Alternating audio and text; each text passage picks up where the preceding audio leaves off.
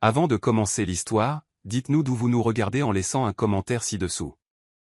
Si vous aimez cette vidéo, n'oubliez pas de mettre un « j'aime » et de vous abonner. Passez une merveilleuse journée et profitez bien de l'histoire. Les lettres noires sur le rapport médical se brouillèrent devant les yeux de Tom Reed. Syndrome de Varney. Phase terminale. 6 mois. Son bureau, 70 étages au-dessus de la métropole bouillonnante, où le siège de Reed Enterprises dominait la ligne d'horizon, lui parut soudain manquer d'air. Les baies vitrées qui encadraient les lumières de la ville semblaient maintenant une moquerie cruelle. Toute cette vie, cette vitalité, qui continuerait bientôt sans lui. Tom desserra sa cravate de soie, celle que son assistante avait choisie ce matin était-ce seulement il y a quelques heures. En disant qu'elle accentuait le bleu acier de ses yeux. Ses mêmes yeux se remplirent de larmes non versées alors qu'il titubait jusqu'à la salle de bain privée attenante à son bureau. Il y parvint à peine avant que ses jambes ne cèdent. Il s'effondra contre le marbre froid, son reflet lui renvoyant l'image d'un étranger, un homme aux joues creusées à la peur dans le regard. Tom Reed, PDG de Reed Enterprises, dont les biotechnologies, les avancées et le sens des affaires impitoyables avaient bâti un empire mondial, réduit à cette silhouette tremblante sur le sol de la salle de bain. Monsieur Reed, une voix douce comme du velours parvint du bureau, est-ce que tout va bien? Tom se figea, mortifié que quelqu'un ait été témoin de sa faiblesse. Il avait renvoyé son personnel des heures auparavant, ayant besoin de solitude pour digérer la nouvelle dévastatrice. Qui pouvait bien être là? Je vais bien, lança-t-il, sa voix le trahissant par une fêlure. S'il vous plaît, partez. Au lieu de bruit de pas s'éloignant, la porte de la salle de bain s'ouvrit doucement. Une femme apparut dans l'embrasure, l'inquiétude gravée sur ses traits délicats. Elle n'était pas vêtue d'une tenue de cadre, mais plutôt d'un simple uniforme, celui du personnel de nettoyage de nuit. Des cheveux auburn s'échappaient de sa queue de cheval pratique, encadrant un visage aux yeux d'un vert jade des plus saisissants qu'il ait jamais vus. « Vous n'avez pas l'air d'aller bien, dit-elle.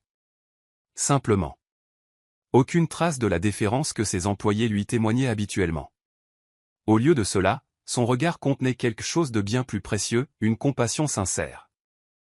Tom essaya de se relever, de retrouver une once de dignité, mais son corps le trahit alors qu'une douleur fulgurante lui transperçait l'abdomen, la première manifestation physique de la maladie qui finirait par lui coûter la vie. Un hoquet lui échappa alors qu'il se pliait en deux. Sans hésitation, la femme s'agenouilla à ses côtés, sa main se tendant pour stabiliser son épaule. Au moment où ses doigts le touchèrent, quelque chose d'extraordinaire se produisit. Une chaleur irradia du point de contact, se propageant dans sa poitrine et atténuant momentanément la douleur. Leurs regards se croisèrent, et le temps sembla s'arrêter, l'univers se réduisant à eux deux sur le sol de marbre froid. « Je suis Sarah, dit-elle, sa voix à la fois forte et douce. Sarah Malone. Tom, répondit-il automatiquement, oubliant sa position, sa fortune, sa mort imminente. Tout, sauf le réconfort inexplicable de son contact. Vous avez besoin de boire quelque chose de chaud, décida Sarah, l'aidant à se relever avec une force surprenante pour sa silhouette élancée. Pouvez-vous atteindre votre canapé? Tom hocha la tête, la laissant le guider jusqu'à son bureau où il s'affaissa sur le canapé en cuir. Il la regarda, étrangement hypnotisé, tandis qu'elle se déplaçait avec une grâce tranquille vers la petite kitchenette dissimulée derrière des panneaux discrets. Ses mouvements étaient efficaces, mais en quelque sorte musicaux, comme si elle se déplaçait sur un rythme qu'elle seule pouvait entendre. Vous n'êtes pas obligé de faire ça, parvint-il à dire, le PDG en lui, mal à l'aise avec cette inversion des rôles, d'être soigné par quelqu'un qui nettoyait ses bureaux. Sarah jeta un coup d'œil par-dessus son épaule, un petit sourire jouant au coin de sa bouche. Je sais que je ne suis pas obligé. J'en ai envie. Ces simples mots le frappèrent avec une force inattendue. Quand était-ce la dernière fois que quelqu'un avait fait quelque chose pour lui sans obligation ni arrière-pensée? Dans son monde d'innovation biotechnologique et d'acquisition d'entreprises, la gentillesse sincère était devenue aussi rare que la maladie qui attaquait ses cellules. Elle revint quelques instants plus tard avec une tasse fumante qui emplit l'air d'un parfum inconnu mais apaisant. La recette de ma grand-mère, expliqua-t-elle en la plaçant dans ses mains.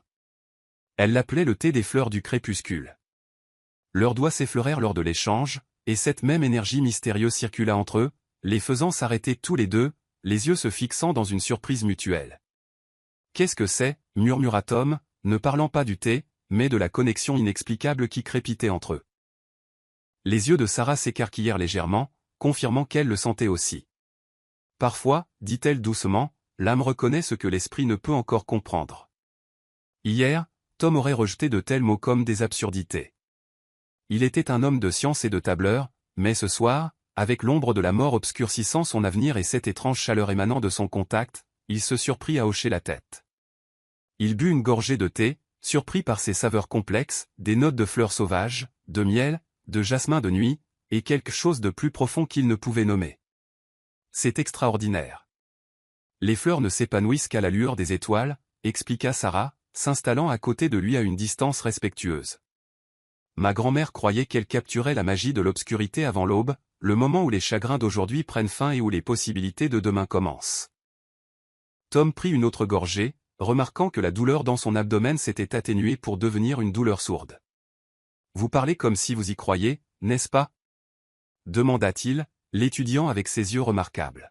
« Aux possibilités. » La question resta suspendue entre eux, chargée de son diagnostic tacite.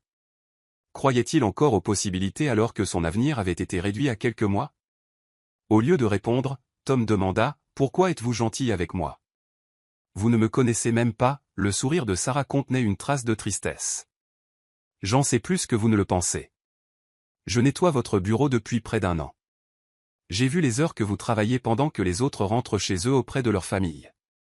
J'ai vu le poids que vous portez. » Elle hésita, puis ajouta, « Et je reconnais le regard de quelqu'un qui a reçu une nouvelle qui change la vie. Mon mari avait le même regard le jour où il a été diagnostiqué. » Avait? Tom capta immédiatement le passé. « Il est mort il y a 3 ans, dit-elle simplement, la douleur traversant ses traits avant qu'elle ne se ressaisisse. Il m'a laissé avec notre fille, Emma. Elle a 7 ans maintenant. » Tom ressentit un élan de connexion, non pas de pitié, mais la reconnaissance d'un compagnon de route sur un chemin difficile. « Je suis désolé. Ne le soyez pas. Nous avons eu l'amour. Le vrai amour. Certaines personnes ne vivent jamais ce miracle. » Sa voix ne contenait aucune amertume, seulement une sagesse tranquille qui la faisait paraître plus âgée que son âge. Une envie inattendue de se confier à elle le submergea. « J'ai reçu mon diagnostic aujourd'hui. Syndrome de Varney. C'est rare et en phase terminale. » « Combien de temps » demanda-t-elle, sans reculer comme la plupart l'auraient fait. « 6 mois, peut-être moins. » Les mots restèrent suspendus dans l'air entre eux, leur poids en quelque sorte allégé par le partage. La main de Sarah couvrit la sienne, cette chaleur familière se propageant le long de son bras.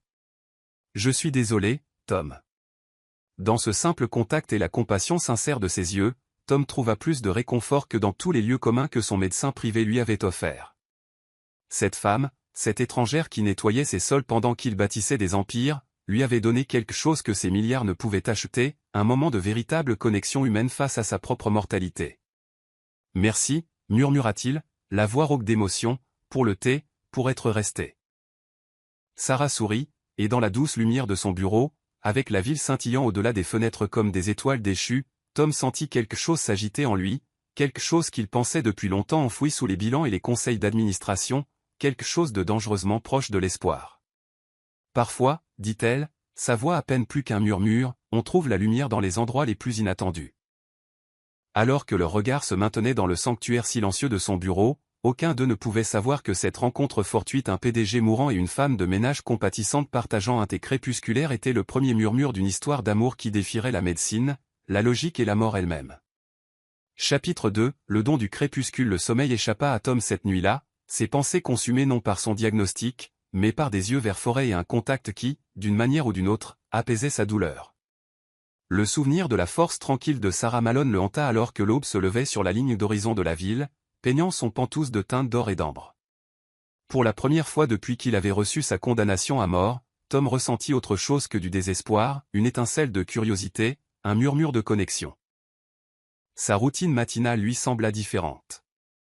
Alors qu'il ajustait sa cravate et rassemblait ses documents sur les dernières recherches de Reed Enterprises sur le traitement du cancer, il se surprit à se demander si Sarah nettoierait son bureau ce soir. Tout au long de la journée, il enchaîna réunions et conférences téléphoniques avec une précision mécanique, l'esprit ailleurs. L'empire biotechnologique qu'il avait construit avec une détermination acharnée pendant 2 décennies lui semblait soudain creux des monuments de verre et d'acier qui survivraient à son bref temps restant, mais n'offriraient aucun réconfort dans ses derniers moments. Alors que le soir tombait et que ses cadres sortaient en lui adressant des adieux respectueux, Tom resta, les yeux fixés sur l'horloge. 21h, 22h, 23h. Son cœur s'accéléra à l'approche de minuit, l'heure où l'équipe de nettoyage de nuit arriverait, l'heure où elle pourrait revenir. À minuit 15 précise, il entendit le doux vrombissement de l'aspirateur dans le couloir extérieur. Les doigts de Tom tremblèrent légèrement alors qu'il desserrait sa cravate, s'interrogeant sur sa propre anticipation inhabituelle. Il se comportait comme un adolescent transi d'amour, pas comme un PDG milliardaire face à la mortalité. Puis il entendit un fredonnement mélodieux venant du couloir.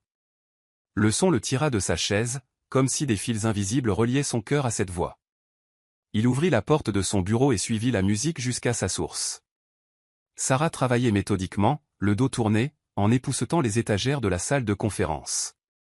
Les néons captaient les reflets cuivrés de ses cheveux, créant un effet de halo autour de sa silhouette élancée. Mais c'était sa voix qui le transfixa, un soprano clair et doux qui transformait la tâche banale en quelque chose de presque sacré. « Vous avez une belle voix », dit Tom doucement. Sarah sursauta, laissant tomber son chiffon en se retournant vers lui. « Monsieur Reed, je ne savais pas que vous étiez encore là. » Ses joues rosirent alors qu'elle se penchait pour ramasser le chiffon, son attitude professionnelle remplaçant la femme sans garde qui chantait quelques instants auparavant. « S'il vous plaît, dit-il en s'avançant, appelez-moi Tom. Après la nuit dernière, je pense que nous avons dépassé les formalités. » Ses yeux scrutèrent son visage. « Comment vous sentez-vous aujourd'hui ?» La simple question, posée avec une préoccupation sincère plutôt qu'avec la pitié gênante qu'il avait vue dans les yeux de son médecin, détendit quelque chose dans sa poitrine. « Mieux, en fait. Votre thé a fait des merveilles. » Un sourire illumina ses traits. « J'en suis heureuse.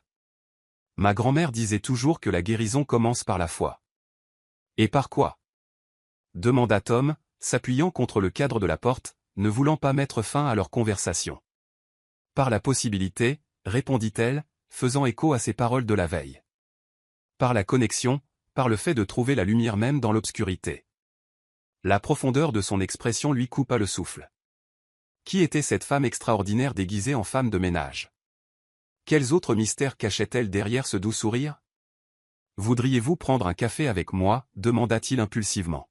« Ou un thé si vous préférez. J'aimerais vous remercier correctement pour votre gentillesse de la nuit dernière. » L'hésitation traversa son visage. « Je devrais finir ma ronde. Mon superviseur. »« Je suis le propriétaire de l'immeuble » lui rappela Tom avec un sourire. Considérez cela comme un ordre de la direction. Son rire, clair et sincère, le surprit. « Je ne suis pas sûr que ça marche comme ça, mais d'accord. Juste pour quelques minutes. » Ils s'installèrent dans son bureau, les lumières de la ville créant une constellation privée autour d'eux. Tom commanda du café à la cuisine de la direction, ouverte 24 heures sur 24, et bientôt ils se firent face de part et d'autre de son bureau épuré, la vapeur s'élevant entre eux. « Parlez-moi de vous, » dit Tom, étudiant la façon dont la lumière attrapait son profil. « De votre fille, Emma, c'est bien ça ?» La surprise écarquilla ses yeux. « Vous vous en souvenez ? » « Bien sûr. » Ce qu'il ne dit pas, c'est que sa voix, ses mots, sa présence même avaient tourné en boucle dans son esprit tout au long de la nuit blanche. Sarah serra sa tasse, la chaleur adoucissant son expression. « Emma est mon miracle. Elle a 7 ans. Tout en curiosité et en imagination. Elle veut être médecin un instant, et papillon l'instant d'après. » Son sourire vacilla légèrement. Elle est aussi dyslexique. Les programmes spéciaux dont elle a besoin sont chers, et l'assurance ne couvre pas grand-chose. « C'est pour ça que vous travaillez la nuit ?» demanda Tom, commençant à comprendre sa situation. Elle hocha la tête. « Je travaille ici la nuit et je suis des cours en ligne pendant la journée quand Emma est à l'école. J'étudie l'herboristerie, j'essaie de documenter les remèdes de ma grand-mère avant qu'ils ne se perdent. C'était une guérisseuse de l'ancienne tradition, avant que la médecine moderne n'atteigne notre village en Irlande. C'est ce savoir que vous avez utilisé dans le thé que vous m'avez donné. Juste une petite partie. » Ses doigts tracèrent le bord de sa tasse. Elle croyait que certaines plantes détenaient des pouvoirs différents selon le moment de leur récolte. L'aube pour les commencements, minuit pour la transformation. Tom se surprit à se pencher en avant, captivé par ses paroles, par la passion qui animait ses traits alors qu'elle parlait de son héritage. « Et vous y croyez aussi ?» Je crois qu'il y a encore des mystères que la science ne peut expliquer, dit-elle doucement. Comme le fait que certaines personnes se connectent instantanément, tandis que d'autres restent des étrangers après des années. Comme une mère sait quand son enfant est en danger à des kilomètres de distance. Comme la raison pour laquelle mon contact a semblé soulager votre douleur la nuit dernière. La reconnaissance de ce moment inexplicable resta suspendue entre eux, chargée de possibilités. La main de Tom traversa le bureau de son propre chef, ses doigts s'arrêtant à quelques centimètres des siens. Je l'ai senti aussi, admit-il, la voix rauque d'émotion. Je ne peux pas l'expliquer. Le bout des doigts de Sarah combla lentement l'écart entre eux, jusqu'à ce qu'ils touchent légèrement les siens. Ce même courant électrique les parcourut, plus fort maintenant, une sensation de lumière solaire liquide coulant dans ses veines. Pendant un instant, la douleur constante de sa maladie disparut complètement. « Qu'est-ce qui se passe » murmura-t-il, craignant de bouger de peur que la connexion ne se rompe. Les yeux de Sarah brillaient de larmes non versées. « Je ne sais pas » Le temps s'arrêta alors qu'il restait assis, connecté par le plus léger des contacts, jusqu'à ce que le carillon de la montre de Tom ne brise le sortilège. Sarah retira sa main à contre-cœur, la réalité reprenant ses droits dans son expression. « Je devrais y aller, la babysitter d'Emma va se demander où je suis. » Tom hocha la tête, soudain submergé par un besoin désespéré d'aider cette femme qui lui avait montré une gentillesse si inattendue. Une idée se forma dans son esprit, impulsive, peut-être même inappropriée, mais irrésistible face à ses jours comptés. « Attendez » dit-il alors qu'elle se levait.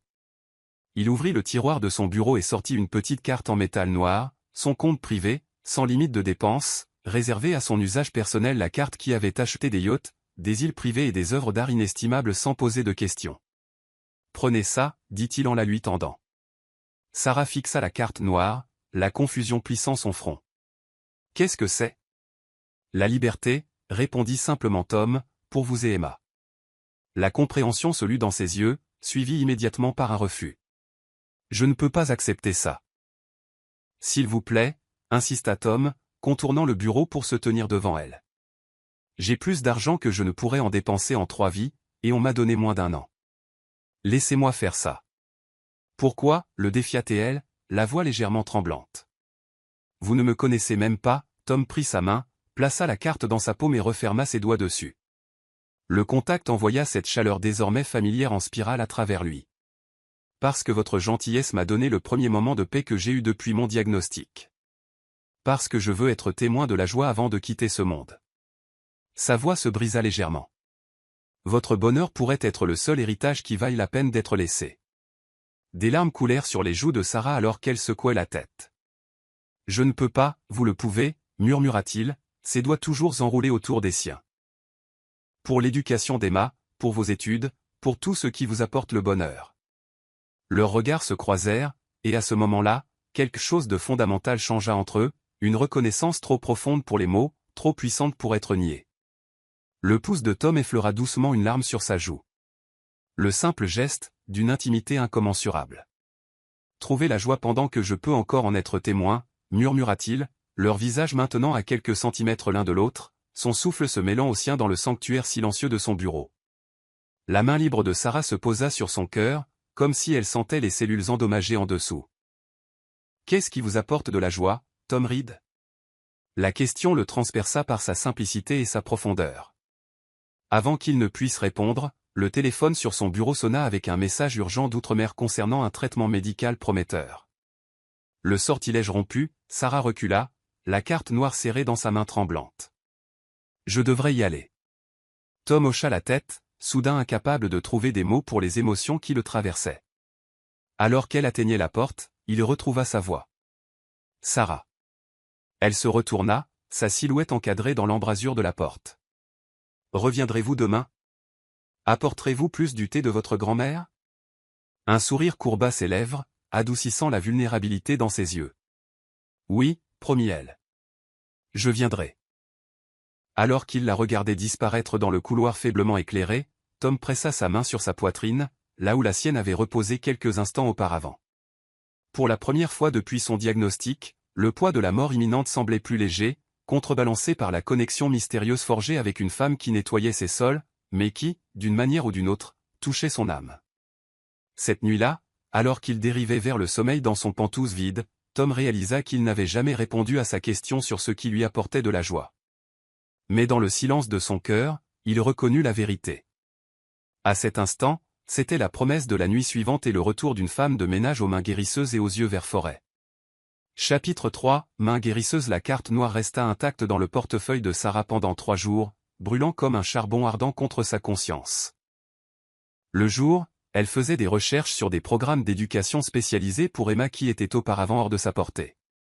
La nuit, elle se surprenait à s'attarder dans le bureau de Tom, leur conversation s'étirant jusqu'aux petites heures du matin.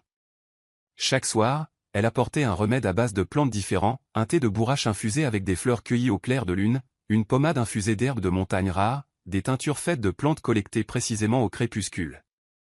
Et chaque nuit, leurs doigts s'effleuraient lors de ces échanges, envoyant cette sensation inexplicable les inonder tous les deux parfois comme une lumière solaire liquide, d'autres fois comme une douce électricité.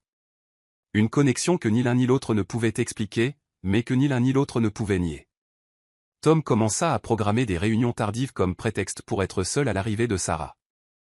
Son équipe de direction chez Reed Enterprises remarqua le changement chez leur PDG autrefois prévisible, la façon dont ses yeux suivaient maintenant l'horloge à l'approche de minuit, la légère couleur qui revenait à son teint auparavant cendré, le sourire occasionnel qui traversait ses lèvres sans raison apparente. Mes spécialistes sont déconcertés, avoua Tom une nuit alors qu'ils étaient assis près des fenêtres, la ville s'étalant devant eux comme un tapis d'étoiles. Mes derniers tests montrent que la progression de la maladie a ralenti. La détérioration cellulaire a diminué de 30%. Ça ne devrait pas être possible. Sarah l'étudia par-dessus le bord de sa tasse de thé, la vapeur créant un voile entre eux. Peut-être y a-t-il des forces dans ce monde qui dépassent l'entendement médical. Comme les remèdes de ma grand-mère? Il n'y avait aucune moquerie dans son ton, seulement de l'émerveillement et un espoir désespéré. Peut-être, dit-elle, sa voix s'adoucissant, ou peut-être quelque chose d'autre. Leurs regards se maintinrent dans la pénombre, le non-dit grandissant entre eux, cette connexion qui défiait toute explication, qui semblait se renforcer à chaque nuit qui passait. « Parlez-moi de votre monde » demanda-t-elle, changeant de sujet. Gérer un empire biotechnologique tout en portant ce secret. Les épaules de Tom se tendirent, puis se détendirent sous son regard doux. C'est épuisant, admit-il, la confession elle-même étant un soulagement. Seul mon médecin privé est au courant. Le conseil d'administration paniquerait s'il apprenait la vérité, et le cours des actions chuterait. Des milliers d'emplois seraient menacés. Alors vous portez ça seul, murmura-t-elle. Les mots lui échappèrent avant qu'il ne puisse les retenir. Jusqu'à vous. La main de Sarah traversa la petite table entre eux, ses doigts couvrant légèrement les siens. Ce courant désormais familier circula entre eux, plus fort qu'auparavant, une sensation d'eau fraîche remontant contre la gravité, se propageant dans sa poitrine et apaisant la douleur constante qui s'y trouvait. Vous n'êtes plus seul maintenant, dit-elle simplement. L'intimité du moment les enveloppa comme une cape, les protégeant du monde extérieur. Tom se retrouva hypnotisé par l'arche délicate de son poignet, la constellation de taches de rousseur sur l'arête de son nez, la compassion dans ses yeux qui semblaient sans fond. « Pourquoi vous souciez-vous de moi » demanda-t-il, la voix rauque d'émotion. « De moi, un étranger qui se trouve être celui qui signe votre chèque de paie. » Les doigts de Sarah se resserrèrent légèrement sur les siens. « C'est comme ça que vous vous voyez? Un chèque de paie? Un poste ?» Ses yeux le fixèrent, sans ciller. « Je vois Tom. Juste Tom. Un homme courageux et effrayé, puissant et vulnérable. Un homme dont l'âme a appelé la mienne au moment où nous nous sommes rencontrés, bien que je ne puisse expliquer pourquoi. » Son honnêteté le laissa sans voix. Dans son monde de risques calculés et d'alliances stratégiques, une vérité aussi brute était aussi rare que la maladie qui consumait ses cellules. « Quand vous me touchez, dit-il doucement, tournant sa main pour entrelacer leurs doigts, la douleur s'estompe. Comment est-ce possible? Avant qu'elle ne puisse répondre, un spasme aigu le saisit, pire que tous les précédents. Tom se plia en deux, un gémissement s'échappant de ses lèvres alors qu'une agonie ardente irradiait dans son abdomen. La tasse de thé se brisa sur le sol alors qu'il s'agrippait au bord de la table, sa vision se brouillant. Tom. Sarah fut à ses côtés en un instant, ses bras l'encerclant alors qu'il glissait de sa chaise. Elle le berça contre sa poitrine, ses doigts se faufilant instinctivement dans ses cheveux, son corps se courbant protecteur autour de lui. La douleur aurait dû s'intensifier, aurait dû faire s'abattre l'obscurité sur lui, comme son médecin l'avait prévenu que cela se produirait à mesure que la maladie progresserait. Au lieu de cela, au moment où le corps de Sarah se pressa contre le sien, l'agonie commença à se retirer, telle une marée qui se retire du rivage. Tom haleta, son visage enfoui dans le creux de son cou, respirant son parfum de bruyère sauvage et de lumière stellaire. Les battements de son cœur pulsaient contre sa joue, forts et réguliers. Peu à peu, sa respiration se calma, se synchronisant avec la sienne comme si leur corps avait une conversation au-delà des mots. Quand il put enfin parler, il ne s'éloigna pas, ça recommence, murmura-t-il contre sa peau. Cette connexion. Vous soulagez la douleur d'une manière ou d'une autre. La main de Sarah continua son rythme doux dans ses cheveux, chaque caresse envoyant des vagues de réconfort à travers son corps meurtri. Je le sens, avoua-t-elle, la voix légèrement tremblante. Quand je vous touche, c'est comme si quelque chose circulait entre nous, de moi à vous et de vous à moi. Un circuit de quelque chose pour lequel je n'ai pas de mots. Tom releva lentement la tête pour croiser son regard, leurs visages maintenant à quelques centimètres l'un de l'autre. Ses yeux, ces remarquables piscines vert forêt, étaient remplis de larmes et d'émerveillement, et de quelque chose de plus profond qui fit vaciller son cœur. Sarah, souffla-t-il, son nom une prière sur ses lèvres. Le temps s'arrêta alors qu'ils planaient au bord d'un baiser, leur souffle se mêlant, l'univers entier se réduisant à ce seul moment de possibilité. Il pouvait sentir le léger tremblement de son corps, voir le pouls battre à la base de sa gorge, sentir la même attraction magnétique qui l'attirait inexorablement vers elle. Un coup soudain à la porte brisa l'instant. Sarah recula comme si elle était brûlée, se levant rapidement alors que le chef de la sécurité de Tom entrait avec un message urgent concernant une percée dans leur centre de recherche de Singapour. Le temps que Tom gère la crise, Sarah avait disparu, ne laissant que l'odeur persistante de bruyère sauvage et le souvenir de son contact gravé sur sa peau. Cette nuit-là, dans son pantouse vide, Tom fixa le plafond alors que le sommeil lui échappait. Son corps désirait le contact de Sarah avec une intensité qui transcendait le désir physique. C'était comme si ses cellules mêmes reconnaissaient en elle un élément essentiel dont elles avaient besoin pour survivre. De l'autre côté de la ville, dans son petit appartement, Sarah était assise et regardait sa fille dormir, ses doigts traçant distraitement ses propres lèvres où le souffle de Tom les avait effleurées. Emma s'agita dans ses rêves, une petite main agrippant son éléphant en peluche préféré, un sourire jouant au coin de sa bouche. Un amour maternel submergea Sarah alors qu'elle ajustait la couverture autour des épaules de sa fille. « Maman » murmura Emma endormie, ses yeux s'entr'ouvrant. « Ça va ?» Sarah lissa les boucles sombres de sa fille. « Je vais bien, ma chérie. Je pensais juste. » À l'homme triste, demanda Emma avec la perception étrange d'un enfant. La main de Sarah s'immobilisa. « Quel homme triste ? » « Celui dont tu parles dans ton sommeil. » Emma bâilla, retournant déjà vers ses rêves. « Tu as dit qu'il a besoin de toi. » Un frisson parcourut l'échine de Sarah. Elle n'avait rien dit à Emma à propos de Tom Reed. « Qu'est-ce que j'ai dit d'autre, ma chérie ?» Mais Emma s'était déjà rendormie, laissant Sarah avec le sentiment troublant que cette connexion entre elle et Tom était plus profonde qu'aucun d'eux ne le comprenait. Alors que l'aube peignait le ciel des promesses d'un nouveau jour, Tom et Sarah firent des vœux silencieux. Lui, de découvrir le mystère de leur connexion avant que le temps ne soit écoulé. Elle, de protéger son cœur et sa fille, même si elle se sentait de plus en plus puissamment attirée par cet homme dont la force vitale semblait d'une manière ou d'une autre entrelacée avec la sienne. Ni l'un ni l'autre ne réalisa que leurs veillées séparées étaient synchronisées à travers les kilomètres, leurs battements de cœur trouvant le même rythme, leurs âmes se cherchant à travers l'obscurité la première preuve d'un lien qui défierait bientôt tout ce qu'ils pensaient savoir sur la guérison, sur la connexion, sur les frontières entre la vie et la mort elle-même. Chapitre 4, Cœur dans la tempête. Le ciel de la ville s'assombrit prématurément alors que des nuages d'orage s'amoncelaient, lourds de promesses. Des alertes météo clignotèrent sur les appareils de toute la métropole, avertissant de l'approche de la tempête la plus violente de la saison. De la fenêtre de son bureau, Tom regarda la foudre fracturer l'horizon, comptant les secondes jusqu'au tonnerre, une habitude d'enfance qu'il n'avait jamais perdue. 3 jours s'étaient écoulés depuis le moment où ils avaient failli s'embrasser. 3 jours où Sarah évitait son regard en lui livrant ses remèdes à base de plantes et s'éclipsait avant qu'il ne puisse parler.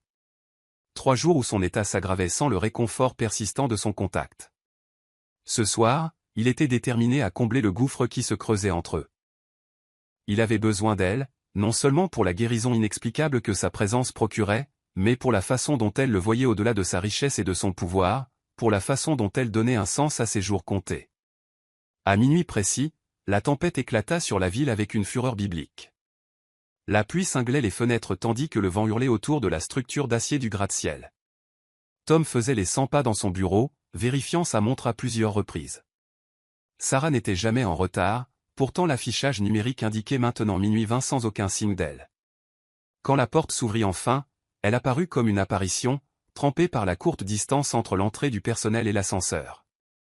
Ses cheveux auburn s'étaient assombris en acajou, son uniforme collant à sa silhouette élancée. « Vous n'auriez pas dû venir, » dit Tom, se précipitant pour lui offrir sa veste de costume. « Pas par ce temps. » Sarah accepta la veste avec un sourire reconnaissant, sa première expression sans garde depuis des jours. « J'ai promis d'apporter votre teinture. Elle doit être prise régulièrement pour agir. » Leurs doigts s'effleurèrent lors de l'échange, cette énergie curative familière circulant entre eux malgré les barrières qu'ils avaient érigées. Tom inspira brusquement au contact, son corps répondant instantanément à sa proximité par une douleur moindre. « Vous m'avez évité, » dit-il doucement. Sarah s'affaira à essorer l'eau de ses cheveux, les gouttelettes captant la lumière comme des diamants. « J'ai réfléchi, » corrigea-t-elle. « Ce qui se passe entre nous est compliqué. Parce que je suis en train de mourir ? » La question brutale resta suspendue dans l'air entre eux. Ses yeux, quand ils croisèrent enfin les siens, contenaient une telle profondeur de sentiment que le souffle de Tom se coupa. « Parce que vous êtes en train de mourir, » reconnut-elle. « Parce que vous êtes mon employeur. Parce que je dois penser à Emma. Parce que cette connexion entre nous défie toute explication. » Elle marqua une pause, la vulnérabilité adoucissant sa voix. « Parce que j'ai peur de ce que je ressens quand vous me regardez. » Avant que Tom ne puisse répondre, le bâtiment trembla alors que la foudre frappait à proximité. Les lumières clignotèrent une fois, 2 fois, puis les plongèrent dans l'obscurité alors que le courant était coupé. L'éclairage de secours s'activa quelques instants plus tard, baignant le bureau d'une lueur bleue éthérée. Le téléphone de Tom sonna immédiatement, son équipe de sécurité signalant que le générateur du bâtiment avait été endommagé par la foudre. La tempête s'était intensifiée au-delà des prévisions, rendant les routes impraticables. Il fut conseillé à tout le personnel de s'abriter sur place jusqu'au matin. « Vous êtes coincé ?» dit Tom après avoir terminé l'appel, l'inquiétude et quelque chose comme l'espoir se mêlant dans sa voix. « Les rues sont inondées. Il n'est pas sûr de partir. » Sarah jeta un coup d'œil à son téléphone en se mordant la lèvre. « Je dois appeler ma voisine qui garde Emma. » Alors qu'elle s'éloignait pour passer l'appel, Tom luttait contre des émotions contradictoires, la culpabilité de son plaisir secret pour ses heures volées avec elle, la gratitude pour la tempête qui avait orchestré cette intimité, et une conscience grandissante que ses sentiments pour elle avaient largement dépassé la fascination. « Emma va bien », rapporta Sarah en revenant là où Tom se tenait près des fenêtres assombries. « Madame Carter restera pour la nuit. Elle dit qu'Emma lui apprend à jouer à un jeu imaginaire qu'elles ont inventé. » Un sourire affectueux toucha ses lèvres à la mention de la créativité de sa fille. « Elle pense que je fais une double garde. » Sa voix contenait une note de résignation mêlée à autre chose. De l'anticipation, peut-être. « Vous pourriez attendre dans le salon du personnel, » proposa Tom, lui donnant une échappatoire si elle le souhaitait. Sarah l'étudia dans la lumière bleutée, son expression illisible. « C'est ce que vous voulez. »« Non, » admit-il, l'honnêteté coulant facilement dans l'intimité créée par la tempête. « Je veux que vous restiez avec moi. » L'aveu resta suspendu entre eux alors que le tonnerre secouait les fondations du bâtiment. Dehors, la tempête faisait rage, mais à l'intérieur du cocon de l'éclairage de secours, le temps semblait suspendu. « Alors je resterai, » dit-elle simplement. Tom la conduisit non pas à son bureau, mais à sa suite privée, un étage au-dessus, un espace où peu de gens étaient jamais entrés. Le sanctuaire du Penthouse contenait un salon, une kitchenette et une chambre, où il se reposait occasionnellement pendant les longues journées de travail. En entrant, les yeux de Sarah s'écarquillèrent, absorbant la chaleur inattendue de l'espace. Contrairement à son bureau moderne et épuré, cette pièce contenait des meubles confortables, des étagères garnies de volumes usés et des photographies, les seules touches personnelles dans le monde soigneusement construit de Tom Reed. « C'est le vrai vous ?» observa-t-elle doucement, se déplaçant pour examiner une photographie en noir et blanc d'un jeune garçon à côté d'un homme buriné sur un quai de pêche. « Mon grand-père » expliqua Tom, se tenant assez près pour sentir la chaleur qui émanait de sa peau encore humide. « La seule personne qui m'ait jamais vraiment connu. Jusqu'à vous. » L'aveu lui coûta quelque chose, un morceau de l'armure qu'il portait depuis des décennies. Sarah sembla reconnaître le cadeau dans ses mots, ses doigts touchant doucement le cadre avant de se tourner vers lui. Qui étiez-vous avant Reed Enterprises, avant les brevets de biotechnologie, la richesse et le pouvoir? Personne ne lui avait posé cette question depuis des années. Tom se dirigea vers la petite kitchenette, reconnaissant pour la cuisinière à gaz qui fonctionnait toujours sans électricité. Il remplit une bouilloire, gagnant quelques instants pour rassembler des pensées longtemps enfouies. J'étais un garçon qui aimait les livres plus que les gens, dit-il finalement, le dos tourné alors qu'il trouvait 2 tasses. Qui trouvait refuge dans les chiffres et les systèmes quand la connexion humaine s'avérait trop douloureuse. Mon père était un homme difficile, brillant en laboratoire, absent dans la vie. La bouilloire siffla. Tom prépara du thé, pas ses mélanges spéciaux, mais suffisants. Quand il se retourna, Sarah s'était installée sur le canapé, sa posture suggérant qu'elle était prête à écouter plutôt qu'à juger hâtivement. Mon enfance m'a appris l'autonomie, poursuivit-il, lui tendant une tasse fumante avant de s'asseoir à côté d'elle, proche mais sans la toucher. Ma vie d'adulte m'a appris que la richesse achète la conformité, pas la connexion. J'ai bâti Reed Enterprises sur des traitements anticancéreux révolutionnaires que mon père avait commencé mais jamais terminé. J'ai terminé son travail, mais je suis devenu lui à bien des égards, tout en ambition, sans vraie vie. Et maintenant, demanda Sarah, sa voix aussi douce que la pluie qui cinglait les fenêtres, qu'est-ce que la vie vous apprend? Dehors, la foudre illuminait la ville par éclairs saccadés, projetant le visage de Sarah dans une lumière argentée puis une ombre de velours. Tom se retrouva hypnotisé par la courbe de sa joue, la plénitude de sa lèvre inférieure, la compassion dans son regard qui ne faiblissait jamais. Que j'ai survécu, pas vécu, répondit-il sincèrement. Que j'ai bâti un empire mais pas de foyer. Que je suis terrifié de mourir sans jamais m'être vraiment connecté à une autre âme. Sa voix tomba à un murmure. Jusqu'à vous. La main de Sarah trouva la sienne dans la pénombre, leurs doigts s'entrelaçant avec une familiarité qui démentait leur courte connaissance. Cette énergie curative désormais attendue circula entre eux, plus forte que jamais. Parlez-moi d'Emma, demanda Tom, désespéré de tout savoir sur cette femme dans le temps limité qui lui restait. De votre vie avant que nous nous rencontrions. L'expression de Sarah s'adoucit au nom de sa fille. Emma est pure imagination et cœur. Elle voit l'émerveillement là où d'autres voient l'ordinaire. La fierté colorait sa voix. Sa dyslexie rend la lecture difficile, mais elle persévère avec un tel courage. La semaine dernière, elle a créé son propre système de symboles pour l'aider à se souvenir quelles lettres sont lesquelles. Son professeur était stupéfait. Et son père, demanda Tom avec hésitation. La douleur traversa les traits de Sarah. Marc était brillant. Un musicien avec des rêves plus grands que sa capacité à les gérer. Son addiction a commencé avec des analgésiques après un accident de voiture. Elle marqua une pause, un vieux chagrin assombrissant ses mots.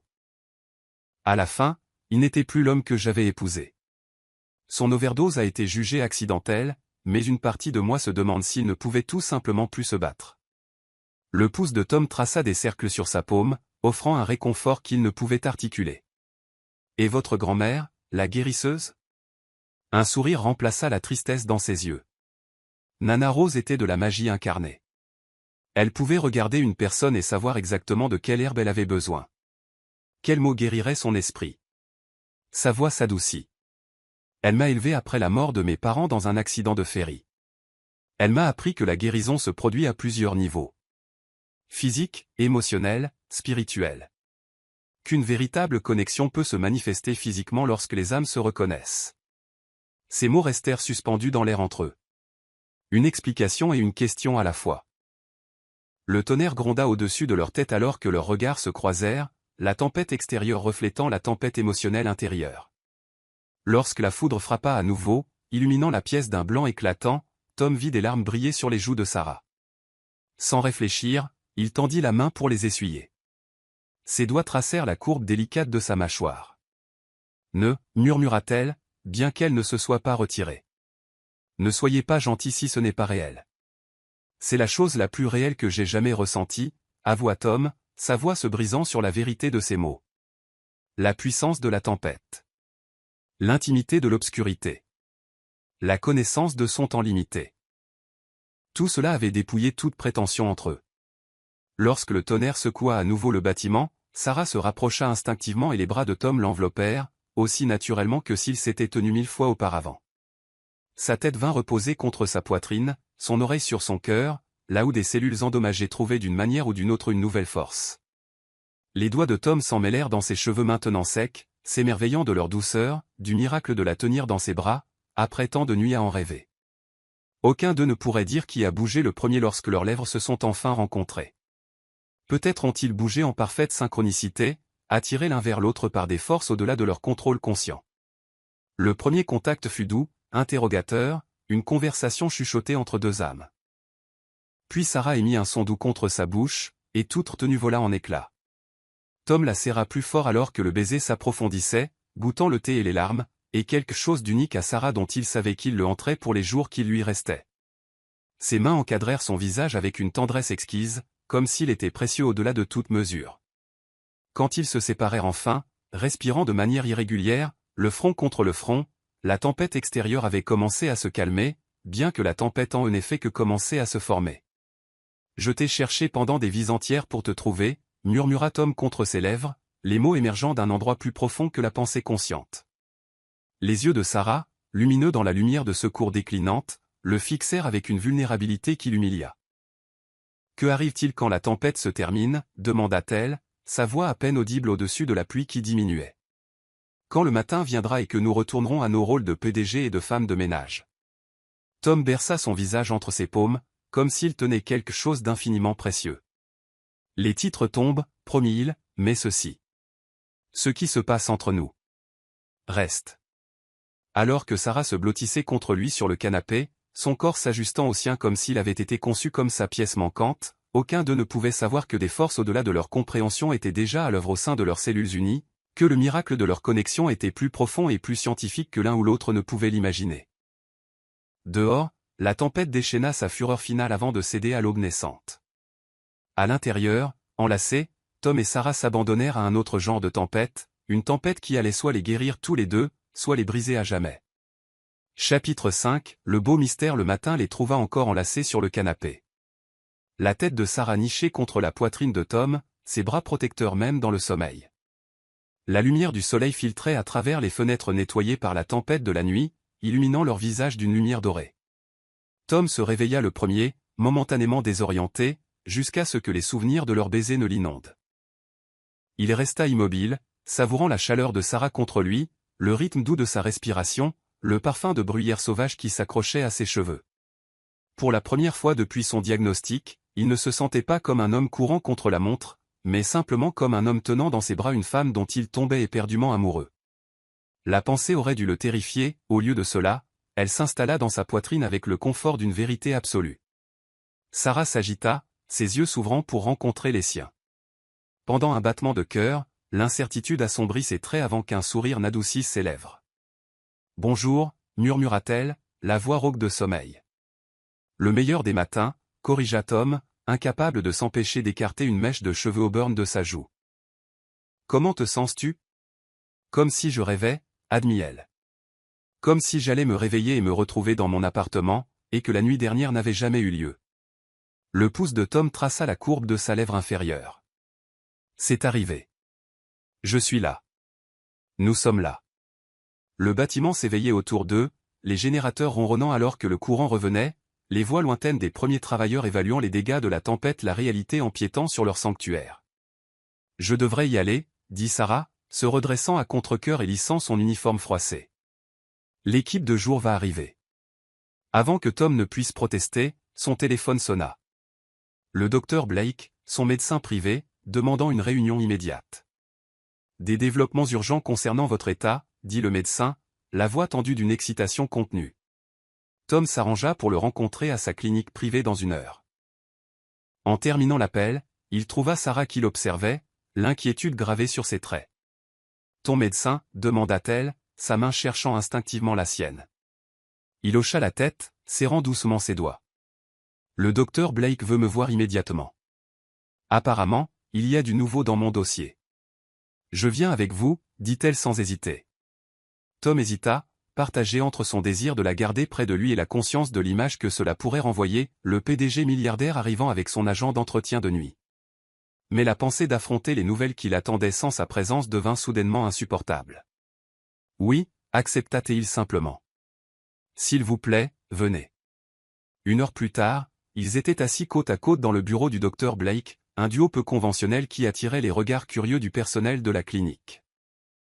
Une infirmière chuchota à une autre derrière le bureau d'accueil, leurs yeux allant du costume impeccable de Tom à la tenue simple de Sarah. Tom remarqua leur examen et posa délibérément sa main sur celle de Sarah, affirmant clairement leur lien. Dr Blake entra avec un dossier épais et une expression d'excitation à peine contenue. « Tom, vos derniers résultats sont sans précédent. » Il étala plusieurs graphiques sur son bureau. La progression du syndrome de Varney suit un schéma prévisible, une dégénérescence constante des cellules affectées avec une accélération dans le temps. Mais vos résultats? Il tapota un graphique montrant un plateau anormal. La dégénérescence a considérablement ralenti au cours des 2 dernières semaines. Les biomarqueurs se sont stabilisés d'une manière que je n'ai jamais vue dans cette maladie. Tom sentit Sarah se tendre à côté de lui, mais garda une expression neutre. Quelle est votre explication? C'est bien là le problème. Je n'en ai aucune. Les yeux du docteur Blake se tournèrent vers Sarah avec une curiosité non dissimulée. À moins que les traitements d'immunothérapie expérimentale dont nous avons discuté.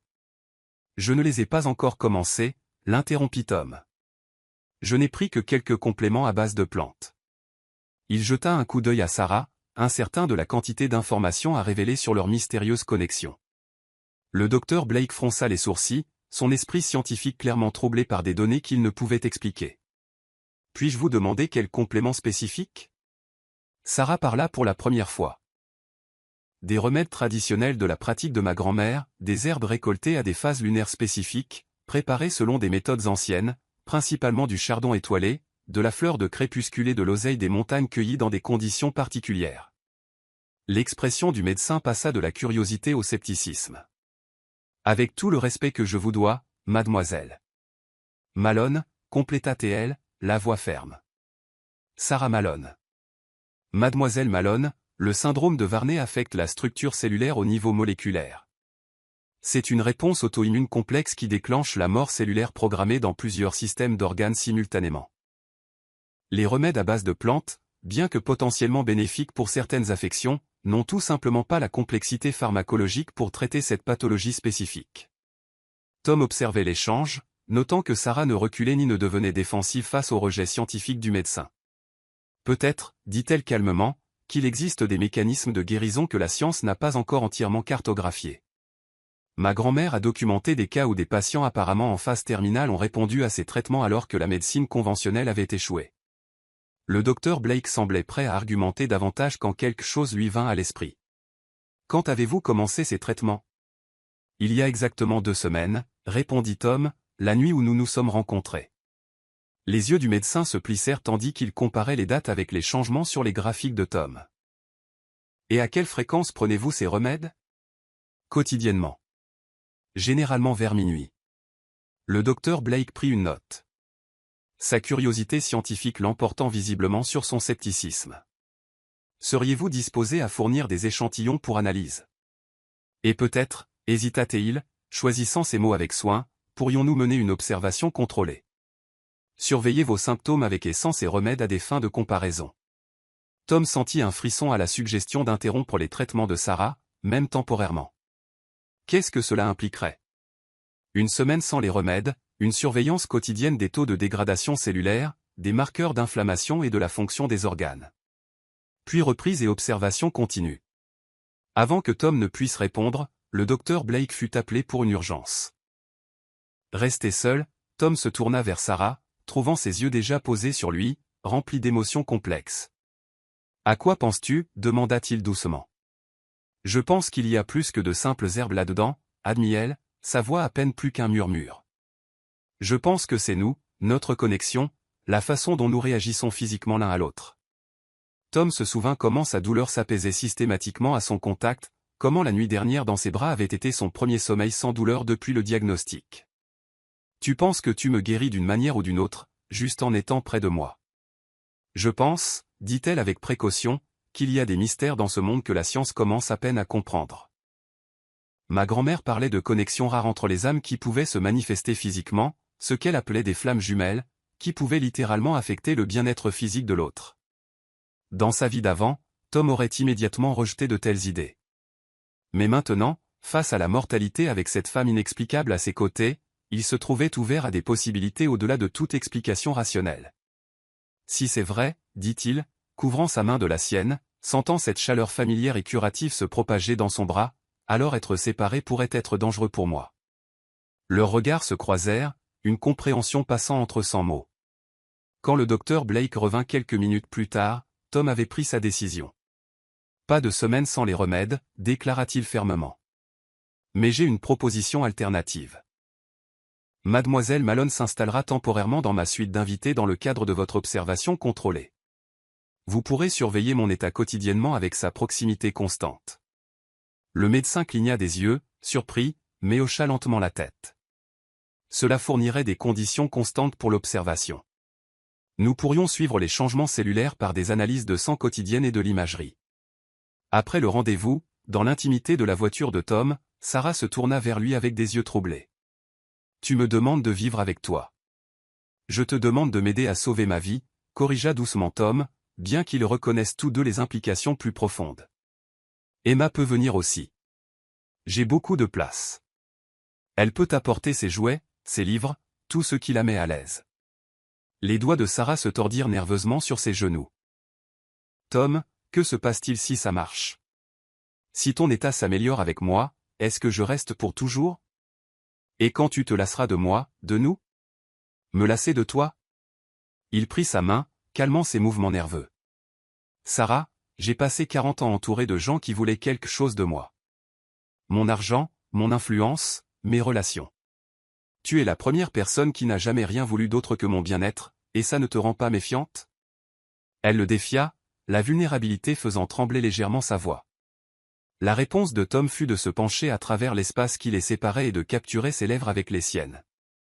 Contrairement à leur baiser de la nuit de l'orage, celui-ci était doux, révérencieux, une promesse plutôt qu'une passion. Quand il se retira, il appuya son front contre le sien.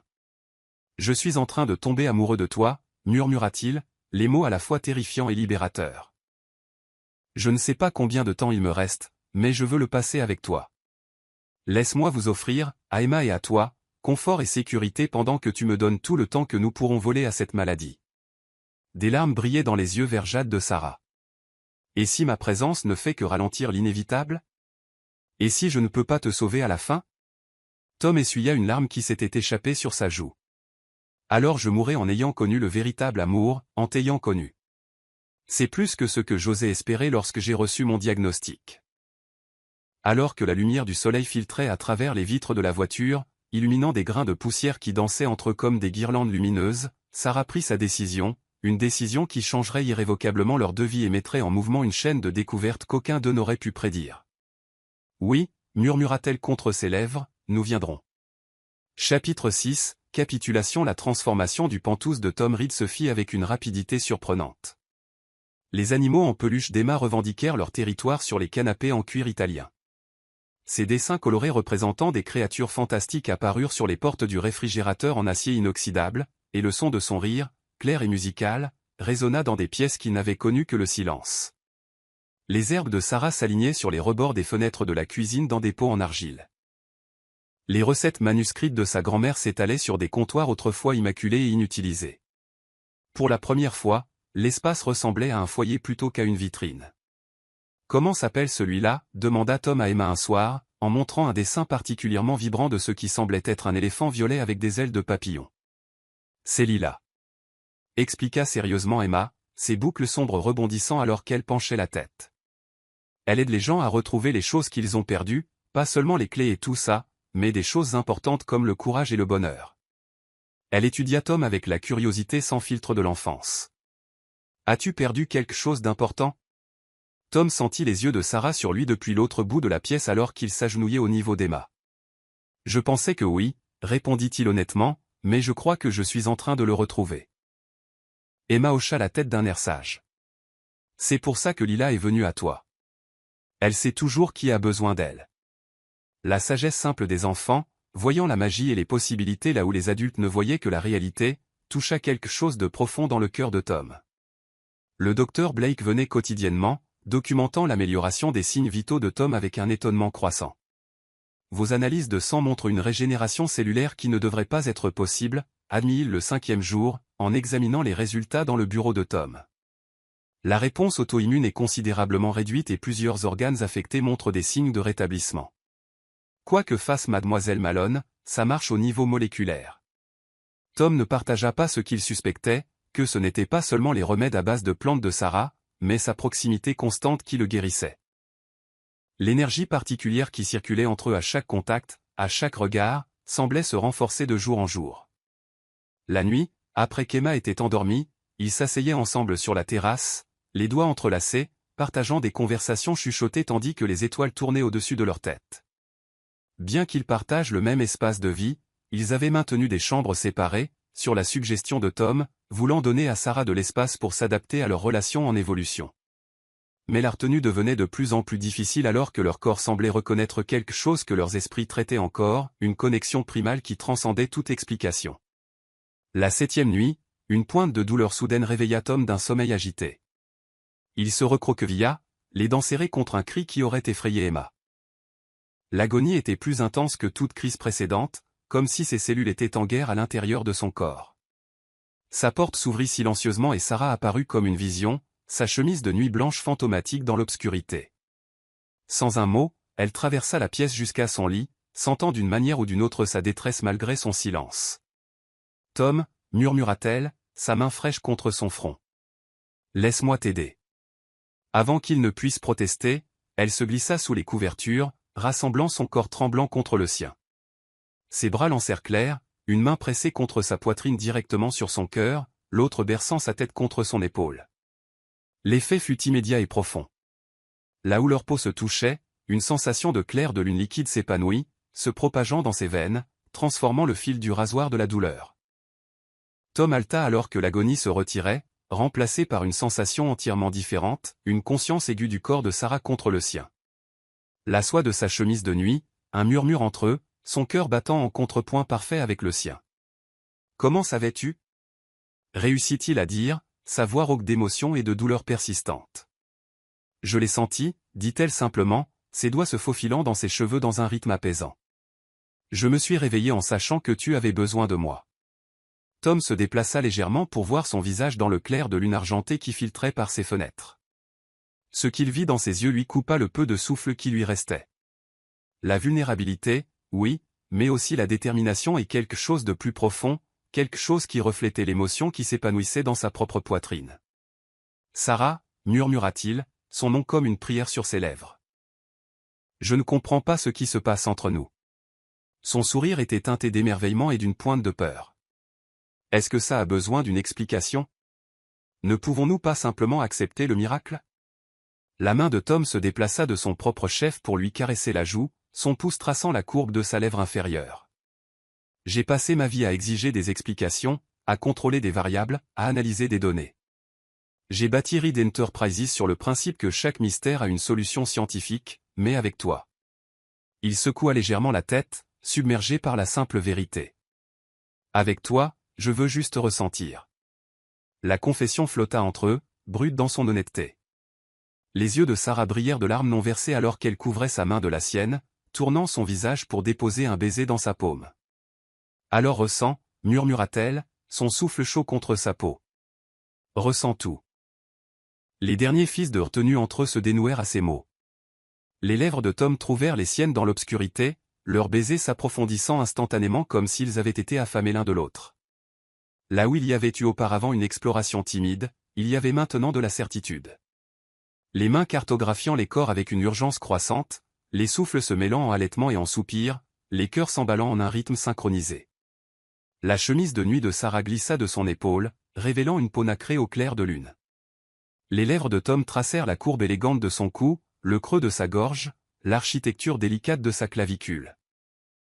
Chaque contact envoyait cette énergie désormais familière entre eux, mais intensifiée au centuple, comme si la connexion circulant entre leurs corps avait attendu cette reddition.